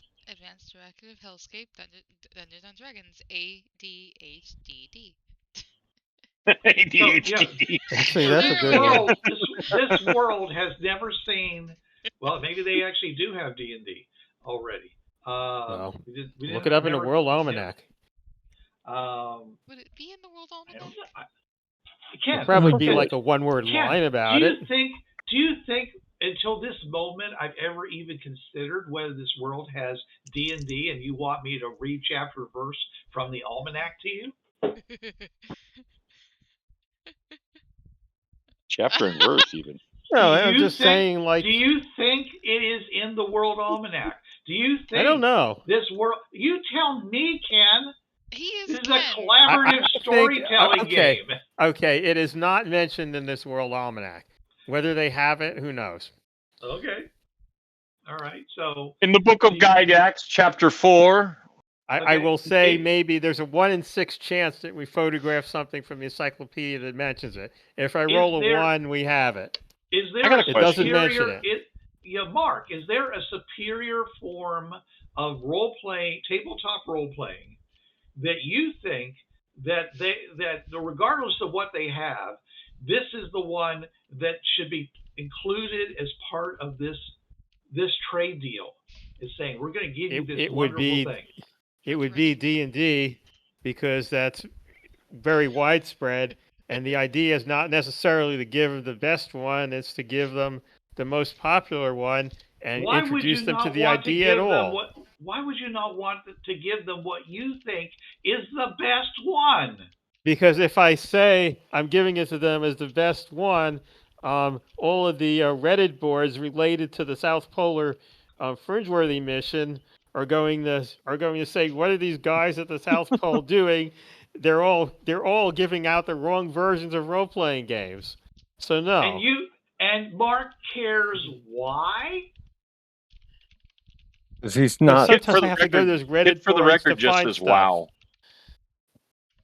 Are you afraid? Is Mark afraid of being shamed on the Reddit boards? No. Be honest. No, but it is annoying. I'm fucking dying that he's worried about the South Arctic Reddit boards. That's like the best. That's a point in my book. That's an extra XP for being worried about being flamed on the Reddit board. That's fucking classic. That is fairly funny. That's a game inside a game inside a game. We've broken the 5th game wall. All right, so everyone vote to give Mark an extra point for that. Hey, yes, definitely. Okay, Mark is going to get an extra point for that. That's hysterical. Good job, Ken. That's fucking hysterical. I'm just like dying All right. over here.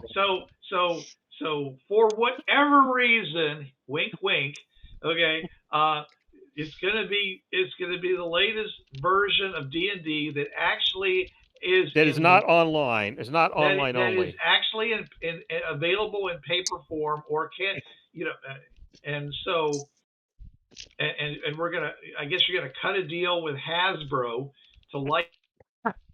Yeah. Do we have to license stuff on the Fringe Pass? Absolutely, you have to license it. What do you? What's it? What do you mean? It's copywritten, sir. It's not public domain. There was lots of yeah, but it's not like the other worlds have signed the Berne Convention. Oh, okay. So you're saying that so you're gonna steal from our as long world as you're and not, give it. Yeah, as long as the other worlds don't have a thing about copyright, then it's okay for you to rob the world you're from. Is that what you're telling me? Well, it wouldn't be robbery because it would be legal. They could negotiate with our world the copyright rules. Besides, I was saying we want to get popular culture from them, and they can just as well say, "Oh no, you can't have any of that. It's copyrighted." No, they would say we're going to have to license it to you. If you're, it'd be part of the deal. You want this? Okay. Fine. You know, we're gonna charge you a world license for, and you have to get in the studios, or whoever owns it is going to have to make that deal to make it available to Ephraim. Okay. Yeah. Advanced Watch out Dungeons for and Disney. Dragons Next is licensed for interdimensional use. Disney exists. Believe me. Fringeworthy or not, they'll sue your ass. Yeah. Okay, so we got D&D, Advanced Next, assuming it's in some form of copyright. Okay. All right. Bees. Buzz. Part. So it could have an OGL. That's true. Porn has an OGL. Also, Ken. No, Disney or D&D. Ken, I would absolutely like to point out that we could have absolutely made Fringeworthy a canon game in the game where non-Fringeworthy people can pretend that they're Fringeworthy in tabletop. Yeah, that's like better Marvel idea, Comics honestly. has, Marvel Comics published. Yeah. So wait. No, I like this idea. If this is Valentina talking about it, I'm like, oh, wait. We could do that. We could we could sell Fringeworthy the game to all the worlds that we go to, and we actually we actually talk to.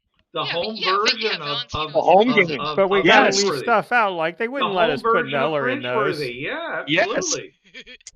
I think it's a brilliant idea. There's some guy in Michigan whose widow would love to sell a license to IDET for that. Then again, if we could just you can't you can't is she still alive though in 2030 whatever? You can't mention certain advanced technologies. You can't. Why not? I don't know. I'm just throwing out. I mean, it's not. You don't railroad until it's railroad time. So I'm just saying that's why I'm asking what stuff are you offering them that is either worthwhile for them to put in the really heavy effort of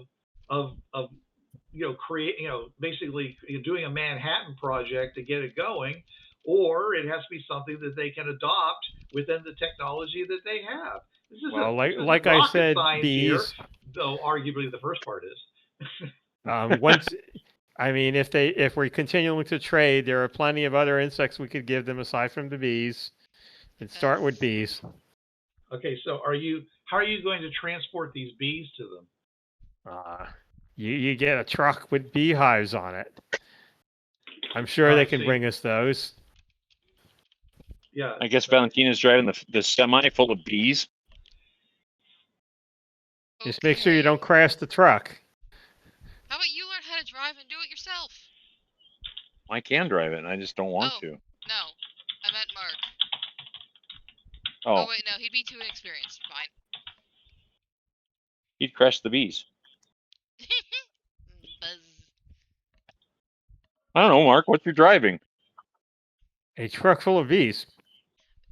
What is your driving die? Oh, is okay. Hold on. Let me get How good of a driver are you, man? Bruce, no. That's a semi that was covered. It had 5 million bees on it, and it crashed recently. On the fringe path. The poor babies. Yeah, actually, it's true. I remember hearing about that. Wait. That's a real thing. Actually, I was going to raise it. That is a real thing. I saw that on the interwebs. Just like there was a truck and a trailer hauling fireworks down through Tennessee, and fireworks lit off in the trailer. Nice.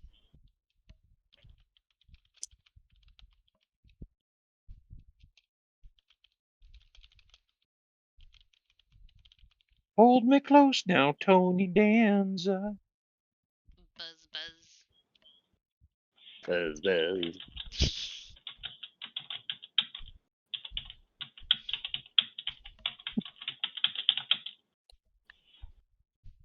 I still think.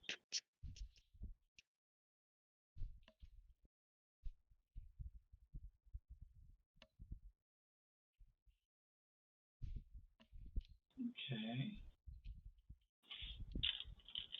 If you weren't overly worried about intellectual property rights, we could just pitch them ideas too.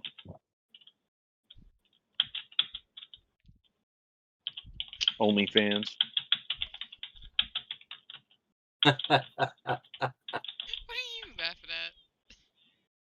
I think he was laughing at OnlyFans. Okay, so basically, bees can safely survive in a chill coma for a few hours, up to 48 hours. So that's how long. That's how long you can take them.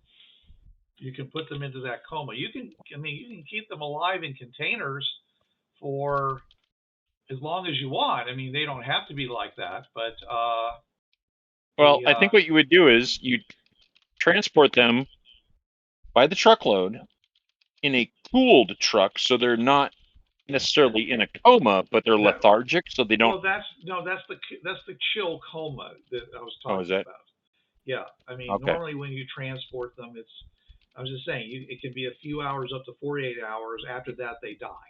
So, if you want to transport them without having to worry about them escaping or, bad things happening, or how many hours was it? It was a few hours up to 48 hours. They don't have to eat but how long? In that period. Once you get to the other side, once you get to the point, you have to feed them and warm them, and you got to do a whole thing with that. And you guys are going to have to do it because we don't have any beekeepers that are fringe-worthy. Well, bring a book about beekeeping too, so they're not completely lost. Well, they know. This world knows about beekeeping. There's people. It's only been 40 years. I'm sure there's some grandfathery people that, grandmas or whatever, who've actually had bees in their youth. There are. They probably still have them in used bookstores. There are ecologists and such that but yeah, but these are not necessarily the exact same species that are that they're used to. So whatever you bring them, you're going to have it set up so that you can keep them alive. It'd be really bad optics for you to bring a whole big semi full of bees that are dead. Yeah, that would look so good. I agree. Let's not bring dead bees. So plan, guys. What are you going to do? Planning. Okay.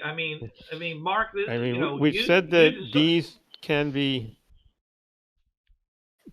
made lethargic by the cold. Now you said it was 48 hours. Dude, look it up on the internet. All I do is just type stuff in. Okay. Everything I've told you tonight so far, I literally typed in a prompt in Google. All right. Do your own work. like, what version of D&D do you want? I mean, are you gonna bring them like a case full of books? And I mean, are you planning on, just passing them out to the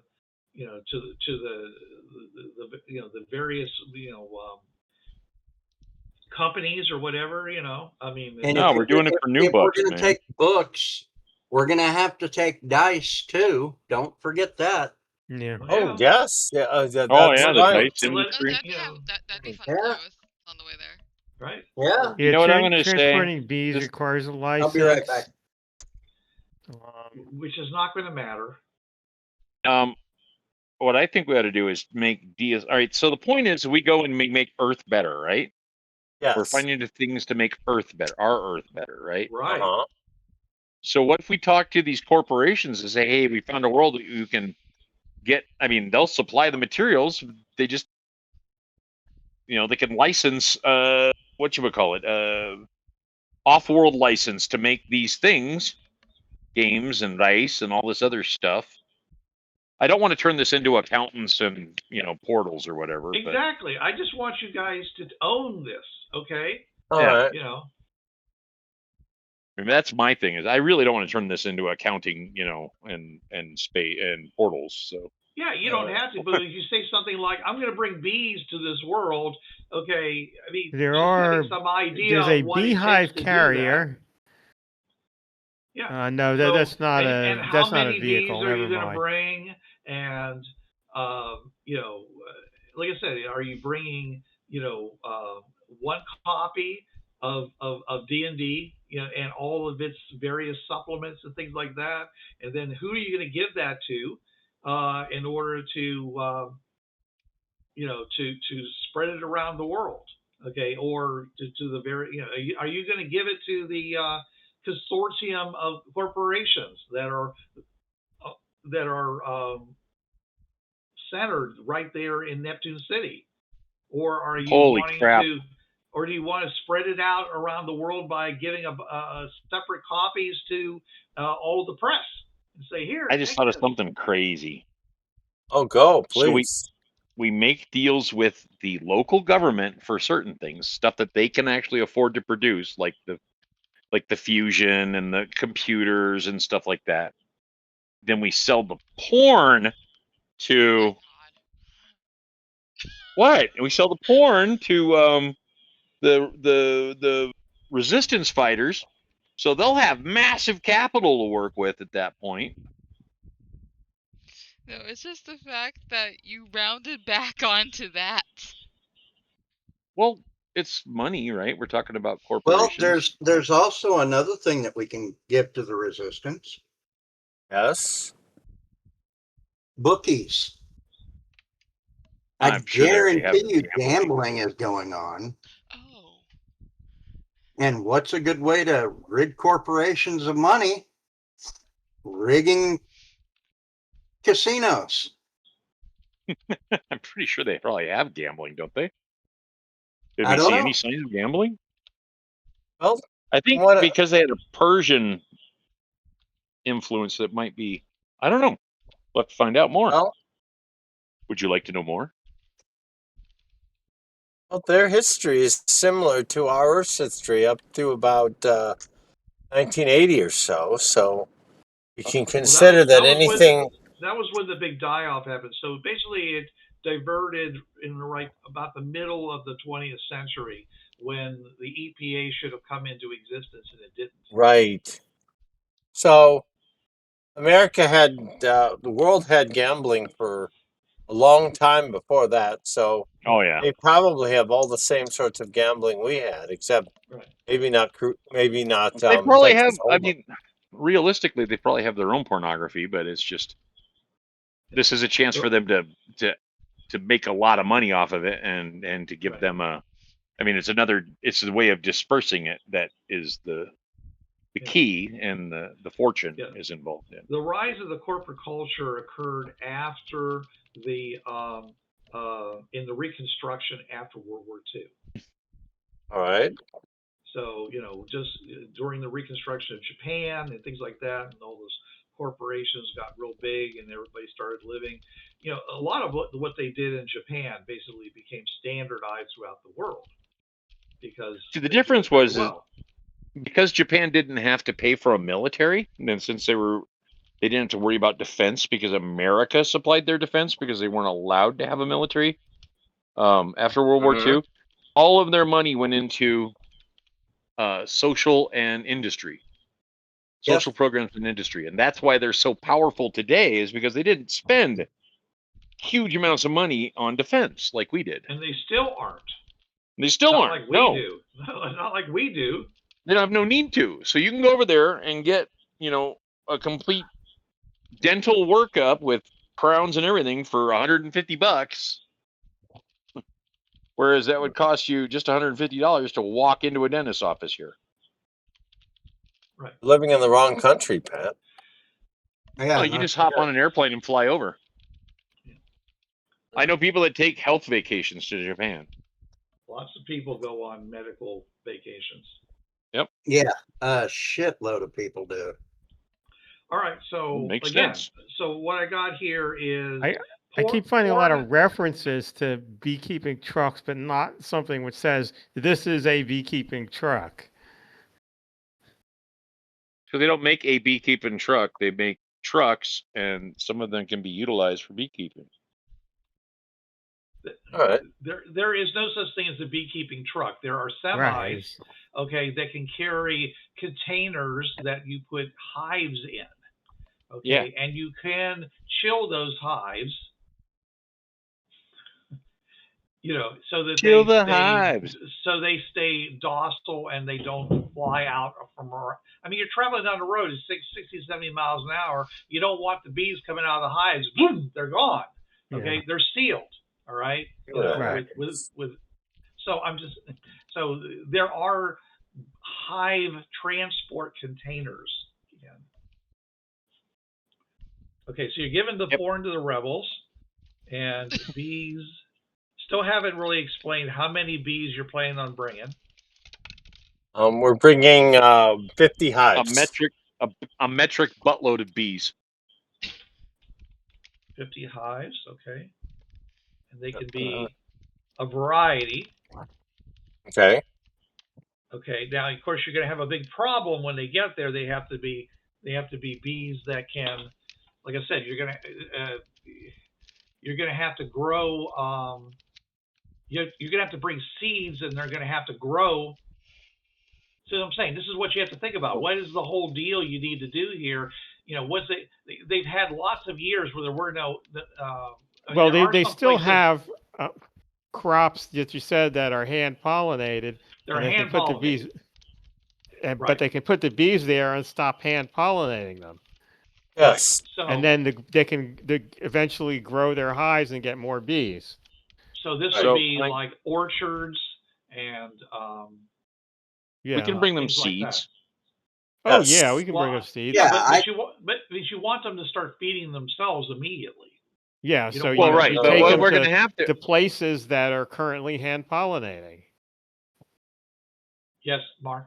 I'm sorry. Yes, Kit. Bees are fed using sugar. They have a sugar compound that they can feed bees. Water. Sugar water, yeah. It's essentially, and they have it in those really big containers that are metal on the outside. But how long? One of my coworkers did bees a long time, all the way through the winter. Actually, I had a coworker that worked with bees all the time. I mean, that he sold honey and all that stuff, but that was his hobby. Which, like, oh wow, and he had 100 hives. Okay, but he would feed them he would buy bee food. We can also get set up with helping them with greenhouses and they know how to build. But they know about those, right? Fruit trees. We can bring them seeds and saplings and all that other shit. I mean, it's all depends on how long we want to milk this out for, honestly. But I don't see any reason why we can't successfully get bees and trees and seeds to them. I agree. So you're going to bring bees and saplings. Yes. Saplings of what? Pygmy trees for like fruit and stuff like that. Any kind of flowering tree, anything that would generate anything to keep the bees alive. So fast-growing flowering trees. No, like I said, you give them the places that are hand pollinating and already flowering. Right, but my point is, we're not going to be giving them such a huge quantity of bees that they're going to use up, all their acres of stuff that need to be hand pollinated. Yeah. Okay. Ken, you're wrong, and this is why. They may have already gone through the flowering part. Okay, so you're probably going to have to plant something that's going to flower in order for the bees to start collecting nectar off of those. Okay. Those well, they wouldn't all flower at the same time of the year. Okay, dandelions. Yeah, dandelions, sunflowers. Flowering mostly happens in the spring. Yes. Unless they're dandelions, which flower all the goddamn time. We cannot rely on the bees, using the stuff that we bring them, because then we got to wait for it to grow, unless we want to feed them sugar water for like a very long period of time until the sunflowers start growing. So like I said, dandelions, because they grow a lot and they constantly grow. Yes. Anybody who's got a lawn knows this. That's for sure. Okay. And that way, the dandelions will be the first source. Also, dandelion greens are edible, so eatable. That is also true. Eatable. Okay. Eatable. All right. Even I'm eatable. But I mean, they have a whole world. Not everything in this world blooms at the same time, especially if they have greenhouses where they probably grow things at various times of year that don't match up with each other. Okay, never mind.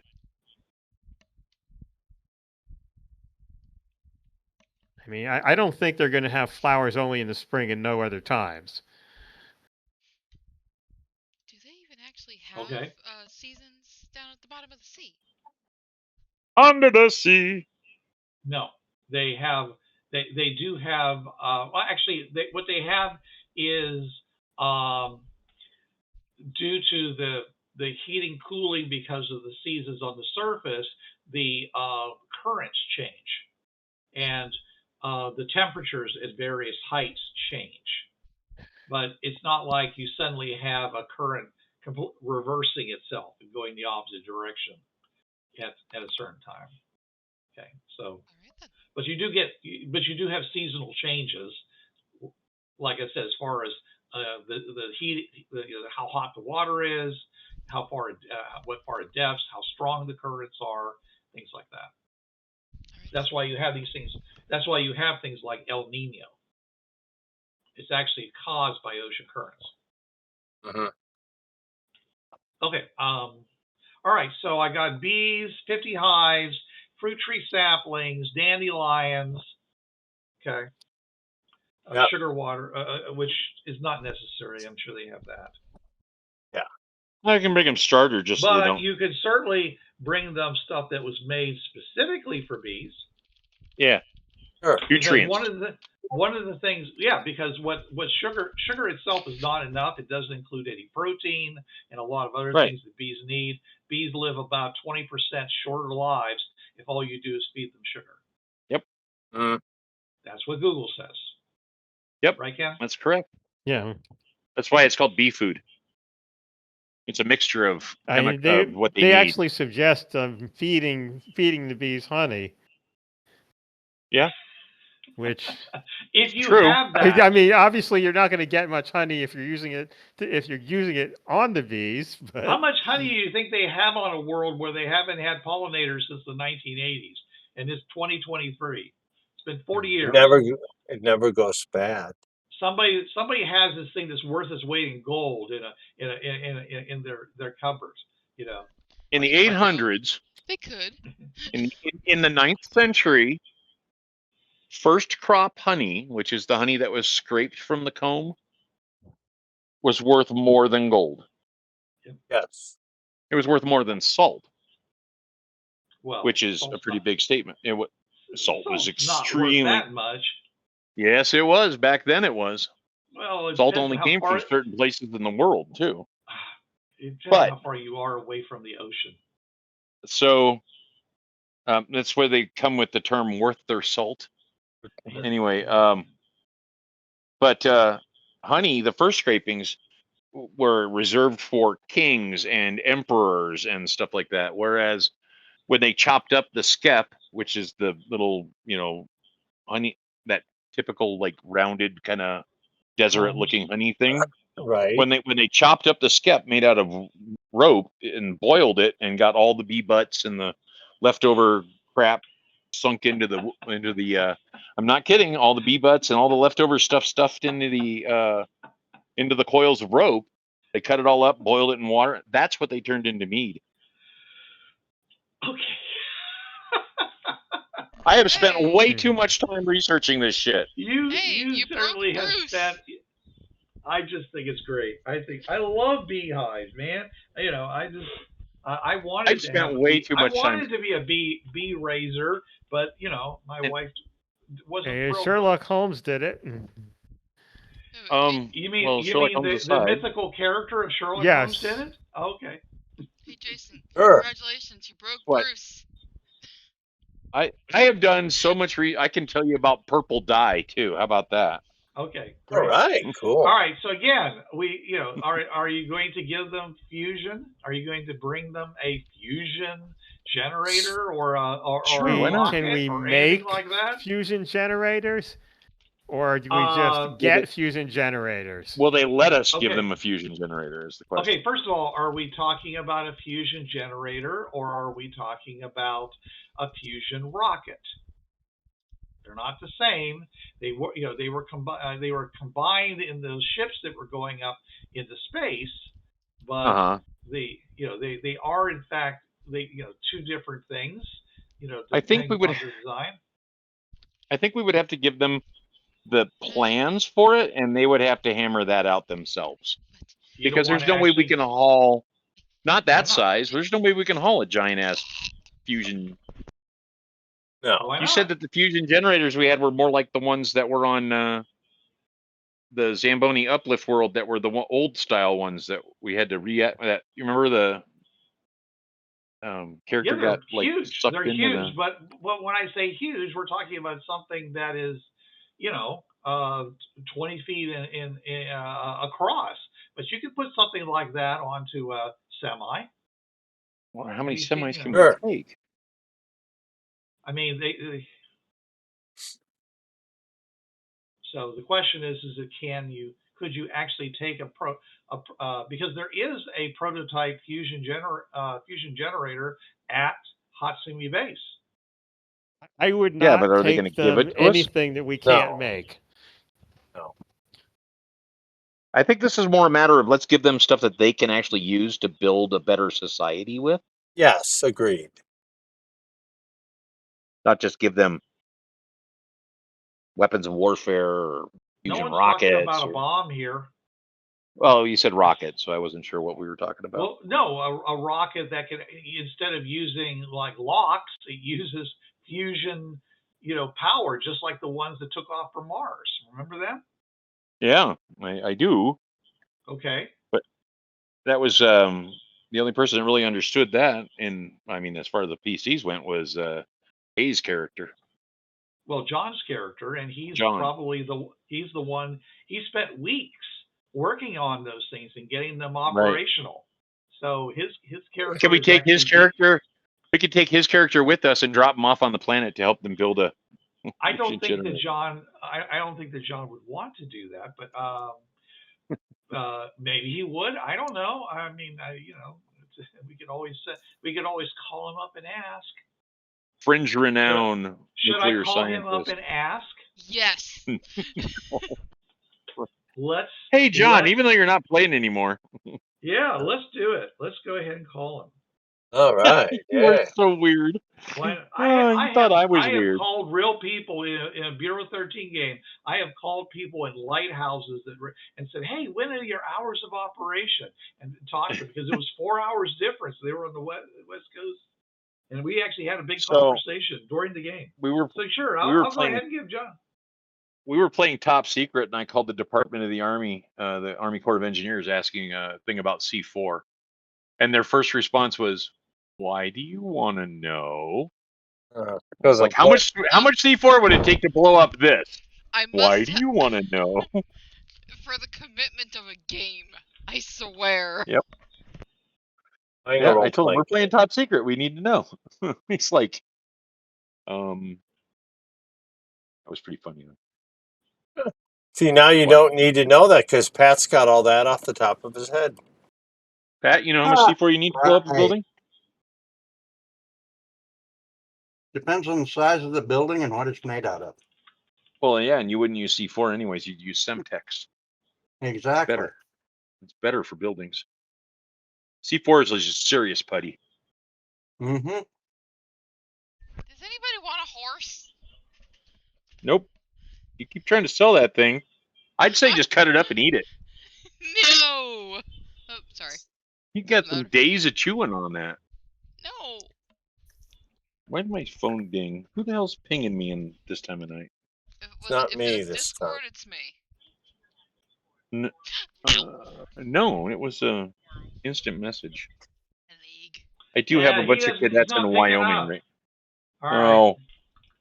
Probably went to bed already. All right. Let's make an executive decision here. Okay. All right. Get off my plane. John's character might be very much interested, but you're going to have to give him a good reason to do it. So, Born? Well, it's just that he's busy working on revamping the entire Earth space program on Earth Prime, and you want him to hang out over at this other world. So, what can IDET offer him? As a reason for him to do this. Valentina. An undersea vacation. You dare say. Valentina. An undersea vacation. Oh no, I was expecting Jason to say porn again. And porn. For fuck's sake. That's not he had a D&D character that would have gone for it, but not this current guy. Oh jeez. All right. So tell me, come on, what do you think IDET would offer him in order to get him to, sign on to going to this other world where basically he'd be by himself? Well, it wouldn't be forever. It would just be. Well, yeah, but I mean, they're on the cusp. You know what? I can't come up with a good enticement, honestly. If he's working on revamping the entire space agency, yeah, I can't one up that. So yeah. Well, I do think maybe does IDET have the technology is useful for his project. Okay, Ken. Okay. Pat was talking. Sorry. Go ahead, Pat. Was not. Does IDET have negotiation teams? Very few. They're mostly involved in dealing with the existing members of the Alien Corps. Trying to work through these political issues about like slavery and other things like that. Trying to get. I got an idea. There's a lot of the. a lot of the worlds out there that are part of IDET. They're still operating at a 1500 technology or other things like that. They want to get uplifted to the same level as Earth Prime as well. Okay. What about on? I'm not saying no. I'm just simply saying it would be a very short-term thing. Right. Yeah. What if he went with like with some Demixi? Because they're used to the highly wiped out worlds. So you want to send a bunch of Demixi to this world with? Well, no, I was going to say John with Matt. Send. What was his character's name? John. It's not John. He was the UN ambassador, right? It's not Philip. I'm pretty sure it's not Philip. I'd have to look it up. It's been a while. Well, we'll send him and a couple of Demixi from Matt Demka to this planet to work on their nuclear vessels on their fusion rather than fission. Would be my thought. That way he's not by himself, and we wouldn't have to actually be like stuck on this planet while somebody else did something for weeks. Francis, that was it. Very good, very good. Yay! You're Hooray. awesome. Caitlin's got the memory of a Frank Coy. I cheated. I found Yeah, I found Yejin's character sheet. Okay, because I found Philip Cransock Nefelkaret from What? 7/21/2025. So I just like. Cransock. Yeah. Everybody likes a good Cransock. Sure. Philip, huh? Makes sense. Yep. But Francis was the character that did all the work on the tree that's world. correct. That's AKA right. Explosion Man.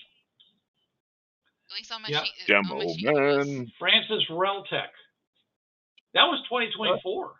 So Yes, yeah. it was. Yep. So yeah, I can see it now. That's when I have scans of his or photos of his character sheet. I mean, the Oh, chaos wow. that it was. It was, yeah, pretty bad. Okay, all right. So I'm just saying, do you think that it would be a great idea to go and send a bunch of spider people with Philip? Hey, we've already blown their minds. They're gonna. Okay. They're gonna Like, lose their brains. we're gonna bring them kicking and screaming into the. Okay. Hey, how long? I'm willing to do it. Since John's not here to object, and he didn't pick up his phone. Okay. He would probably want to know how long he was going to be there. Well, I would imagine long enough to get at least a operational fusion generator. Or at least get them started in the right direction. So they would want to set up, a research institute close to the dome, but not real close to the dome. Okay, right. So that they could, travel back and forth with resources, or they could travel up to the surface. The problem is that where would be an international location that would be acceptable to everyone for him to set up this pilot example. And I'm trying to think of where that would be, and I can't think of any because the Chinese wouldn't want it to be in America. The Russians certainly wouldn't want it to be in America. Other than Switzerland, and they may have a problem with the idea of having a fusion generator, that might or might not work right in the center of their small country. It's something you can use Antarctica for, aside from fringe portals. Well, that's true. They could set it up on basically set it up in Antarctica. Yeah. Because there are a lot of international, there are a lot of international sites there. They're actually closer to the North Pole, so. Well, yeah, but there are no. There's no international. I mean, there's one place that people go take tours from, an island that's pretty close to the North Pole. But I'm just saying is that I'm saying a location that would be considered to be neutral territory, because even though they have all these corporations and all, they're still there are still political entities like Russia. So what we need then is an embassy, an IDET embassy. This is not my character speaking, because obviously my character wouldn't know jack shit about this. But you get an IDET embassy, so we have a third world essentially in that area of someplace relatively close to the North Pole, but not, or relatively close to the Aleutian Islands, but not under any corporate or government control, if that's what they're concerned about. So it would be like a free state that would have. So we communicate with the leaders of world and say, the leaders of the corporation of the world say, we'll give this to you, but we need an area that belongs to IDET. And if they give it to us, that's where we set up shop. And if they don't, we say thank you, goodbye. Thank you, come again. Sounds Pretty like a much. fair deal to me. All right, we'll do At that. least that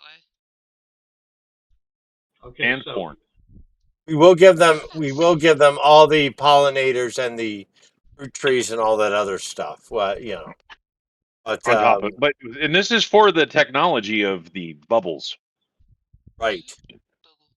We will call it the Liberace system. Ah. All the bubbles. Library. Now- What a guy. Okay, Bubbles so are just for show. Don't need them. So you want a neutral area for IDET, and any particular place you want that to be? Sitka Which is in Alaska. On It's Alaska. a southern island change. It's an island, a larger island. Island of south. Sitka. On Alaska, right under Sitka.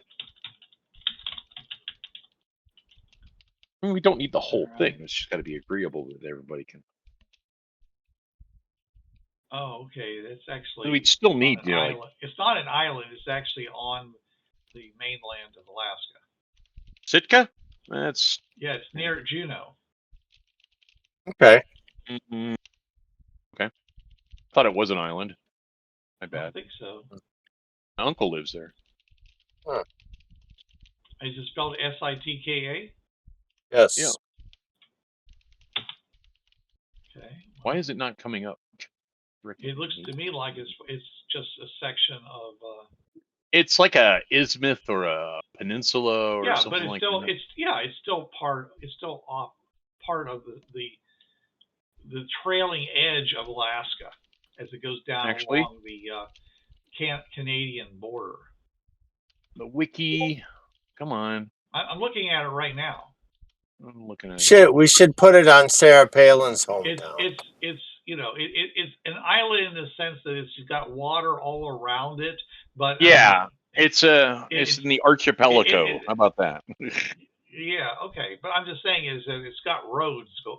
Yeah, it's got bridges. It is an island, Yeah. but I mean, or we could look at it's like A1A that goes down along the Florida coast. Okay, it's it's kind of an island going down the side of it, but no one would say it's not part of Florida.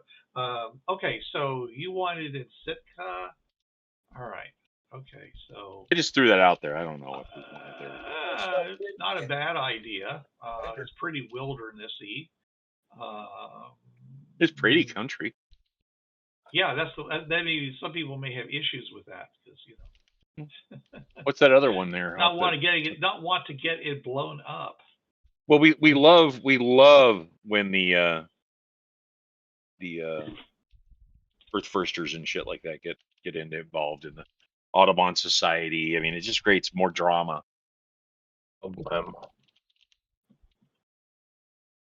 Save the gay whales and the spotted naughty owls. Okay, so IDET base in Sitka, Alaska. Okay, so we've got, all right, so we got D&D, we got Porn to the Rebels, we got 50 hives of bees, we've got a prototype a fusion generator with reactor. Reactor. It's all kind of the Whatever. same thing. I mean, they're using the fusion to throw charged particles through more electromagnetic fields to generate power, more power than it's using. Okay, so more power. So the reactor and generator all basically one and the same. Okay. It does have the advantage that, I would say it probably still has the same problem it had on that world, which is that they had a huge amount of supercapacitors that held the charge in order to kick it off to begin with. Because I don't know whether Sitka, Alaska would have enough power to actually kickstart this generator without shutting down the entire town. But anyways, I don't know. I can look into that for you. We can jumpstart it off the bus. No, well, you're not wrong. After you charge I'm it not up, wrong. you're not wrong. You're not wrong. And we also have that little compact. And you can even fly it over there. Yeah. Yep. Now your bus isn't big enough to carry it, though. It's No. We have the little. It's going to have to be taken. Out of the. Well, it's going to be pretty big. Yeah, but we have the little reactor. Even the one that's at Hathaway base, if you look at it, there's a certain size to it that it's not tiny. Okay, so all right. Anyways, so they're going to probably have to ship this by sea over to, or maybe one of the big submarines. I don't know how much cargo they can take on a submarine, but probably a big ship and just take it over there and. Or because I think it's too far to just airlift it. But anyways, yeah.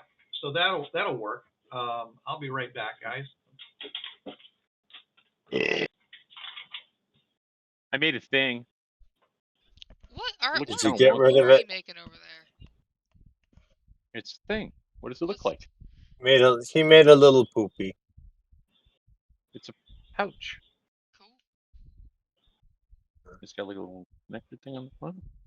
I'm making a friend of mine is into cosplay, so I'm making them a Jedi belt, and these are the pouches to go onto it. Oh, cool. And I've got one that I made for the phone already. Hold on. Where did I put it? Somewhere over here. Oh. Where's my phone pouch?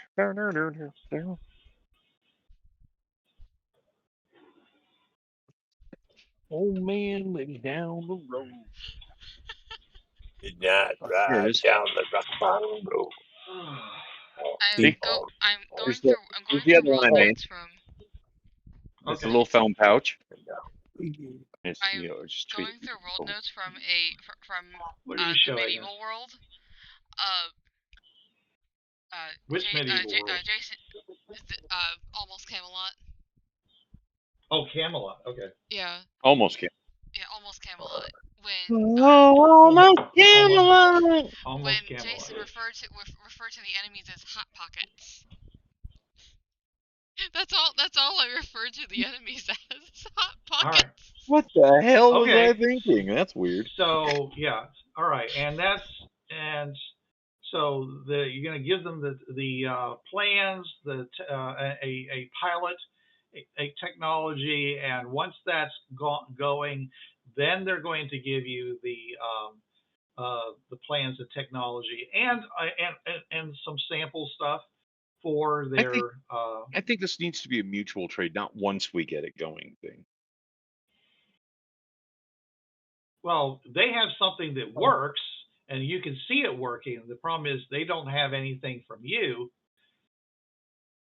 that produces fusion power like you're saying. Okay. I will prove to them that it works, and then we'll go from there. How are you gonna do that? I trust me. Okay. All right. Well, then I guess are we going to do this now, or do you want to wait till next week? What time is it? It's 10 o'clock. 10. Oh, we should probably wait till next week then. All right. Very good. Hooray. Okay. Is that the totality here? We got it's D&D, porn, bees, fusion power in exchange for exchange for this the Eden pressure. The Eden pressure I bubble. believe we're going to include some seeds as well, even though separate from the idea of seeds for the bees. Well, we're going to bring fruit trees and yeah. Okay. Yeah, we're doing that. Don't worry. All sorts of cool stuff. Okay. And like I said, but the only thing you're asking from them is some some actually working field generators for this effect, and the plans for doing so, making them. Yeah. Okay. I mean, that seems pretty good. Is that not good enough? I like it. No, it's fine. I'm just saying is that I think that they are going to want, proof of concept, which is an actual working fusion generator, since they're going to give you actual working. We're also giving them the internet and the stuff that they need to make processors, and the concept behind making. I thought we had talked about doing computer cores and stuff like that. It, but I've been writing down the things that you guys said you were actually going to give them. Indrani will bring some manuals on how integrated circuits were developed, and well, they have integrated circuits. They just use them for mainframes. They've never the idea was that they've never had they've never had that cottage industry of creating microcomputers. Okay. All right. Well, she will. So does that mean no on the whole computer thing then? I'll have. No, okay. While we're in quarantine, I'll have the lab at the base build an Apple II, an Apple One clone. And build an Apple II clone. Well, they probably have cassette recorders, which is how you loaded programs onto the Apple One. So magnetic tape, yeah. You're thinking of the Apple II, because the Apple One was producing. I owned an Apple II. I owned an Apple II, Ken. The Apple One will be good for this particular demonstration. It can evolve to the Apple II later. But the thing about the Apple One is it had the 6502 chip had a very tight instruction set. It was very basic, and the Apple One's pretty basic too. So it runs basic. And it runs on you had to load basic. You had to load basic, yeah. So yeah, I'll have the lab build. I'll mock one up and record some programs on cassette tape while we're in quarantine. That should be pretty straightforward for the lab, and we'll bring it with us. I said, this is a personal computer. This is what it can do. Here's a spreadsheet. There's a word processor. That kind of stuff. So you're going to give them a personal computer, Apple One. Yep, an Apple One computer with a few programs on tape. Computer. Okay, I'll write that. I'll write that down. With spreadsheet. A spreadsheet program and word processor program. What was that? Lotus 1-2-3? A little more primitive than that. A little more primitive than Lotus 1-2-3. Yeah. No Clippy, huh? We're dealing with 16. Remember what the spreadsheet on the Apple II was. Well, VisiCalc. VisiCalc. It's VisiCalc. VisiCalc, yeah. Well, so along those lines. Yeah, I had my Apple II. I had my mom made me do all our Christmas cards in a database, so that was fun. See, my favorite though was on the old 8088 was the Zork. Oh, yep. Sure. Okay, so good stuff. Okay. Interesting. I'm glad to hear that from you, Chuck. Definitely not the direction I would have gone, but it's not that what you're doing is anywhere invalid. I like it. Apple One, tape drive, personal computer, spreadsheet, word processor. Yeah. Well, okay. And to be fair, the home computer started as kind of a niche. Yeah. I got this home computer thing, and it cost me $6,000. Mm-hmm. Yeah. So and then it became. Yeah, except for like the execs and stuff, a lot of people, most people who work in corporate, in corporate Earth, are poor. Right. Yeah. But even then, it's in your executives that first bought that stuff, though. No. Because they had to tell their friends, look, I've got a computer. Come on. The guy carrying around the suitcase side word processor wasn't the one to be envied. Yep. Yeah, once they got that far, sure. Screen. But someone had to build that thing. I'm just saying, is it, I mean, most people, we're talking about the hobbyists who were working, who hand in hand with Radio Shack. Yeah. Back when Tandy actually meant something, which was cheap Yep. stuff. Oh yeah. Cheap stuff done fast. But they also had Technics stereo equipment, which was really freaking good. So I don't think that Radio Shack actually produced it. No, I think that was actually like Sansui or something that actually made that. But yeah. So all right. Okay, I got this down. We will go and make the presentation to the World Corporate Council next week. All right. So, okay. All right. Sounds great. All right. I'll give you 3 points each, and of course, Mark. Great. All right. Cool. Incredible idea. It was a good idea. It was. Yeah. Hey, and all right. Hey. And Kaitlin. That's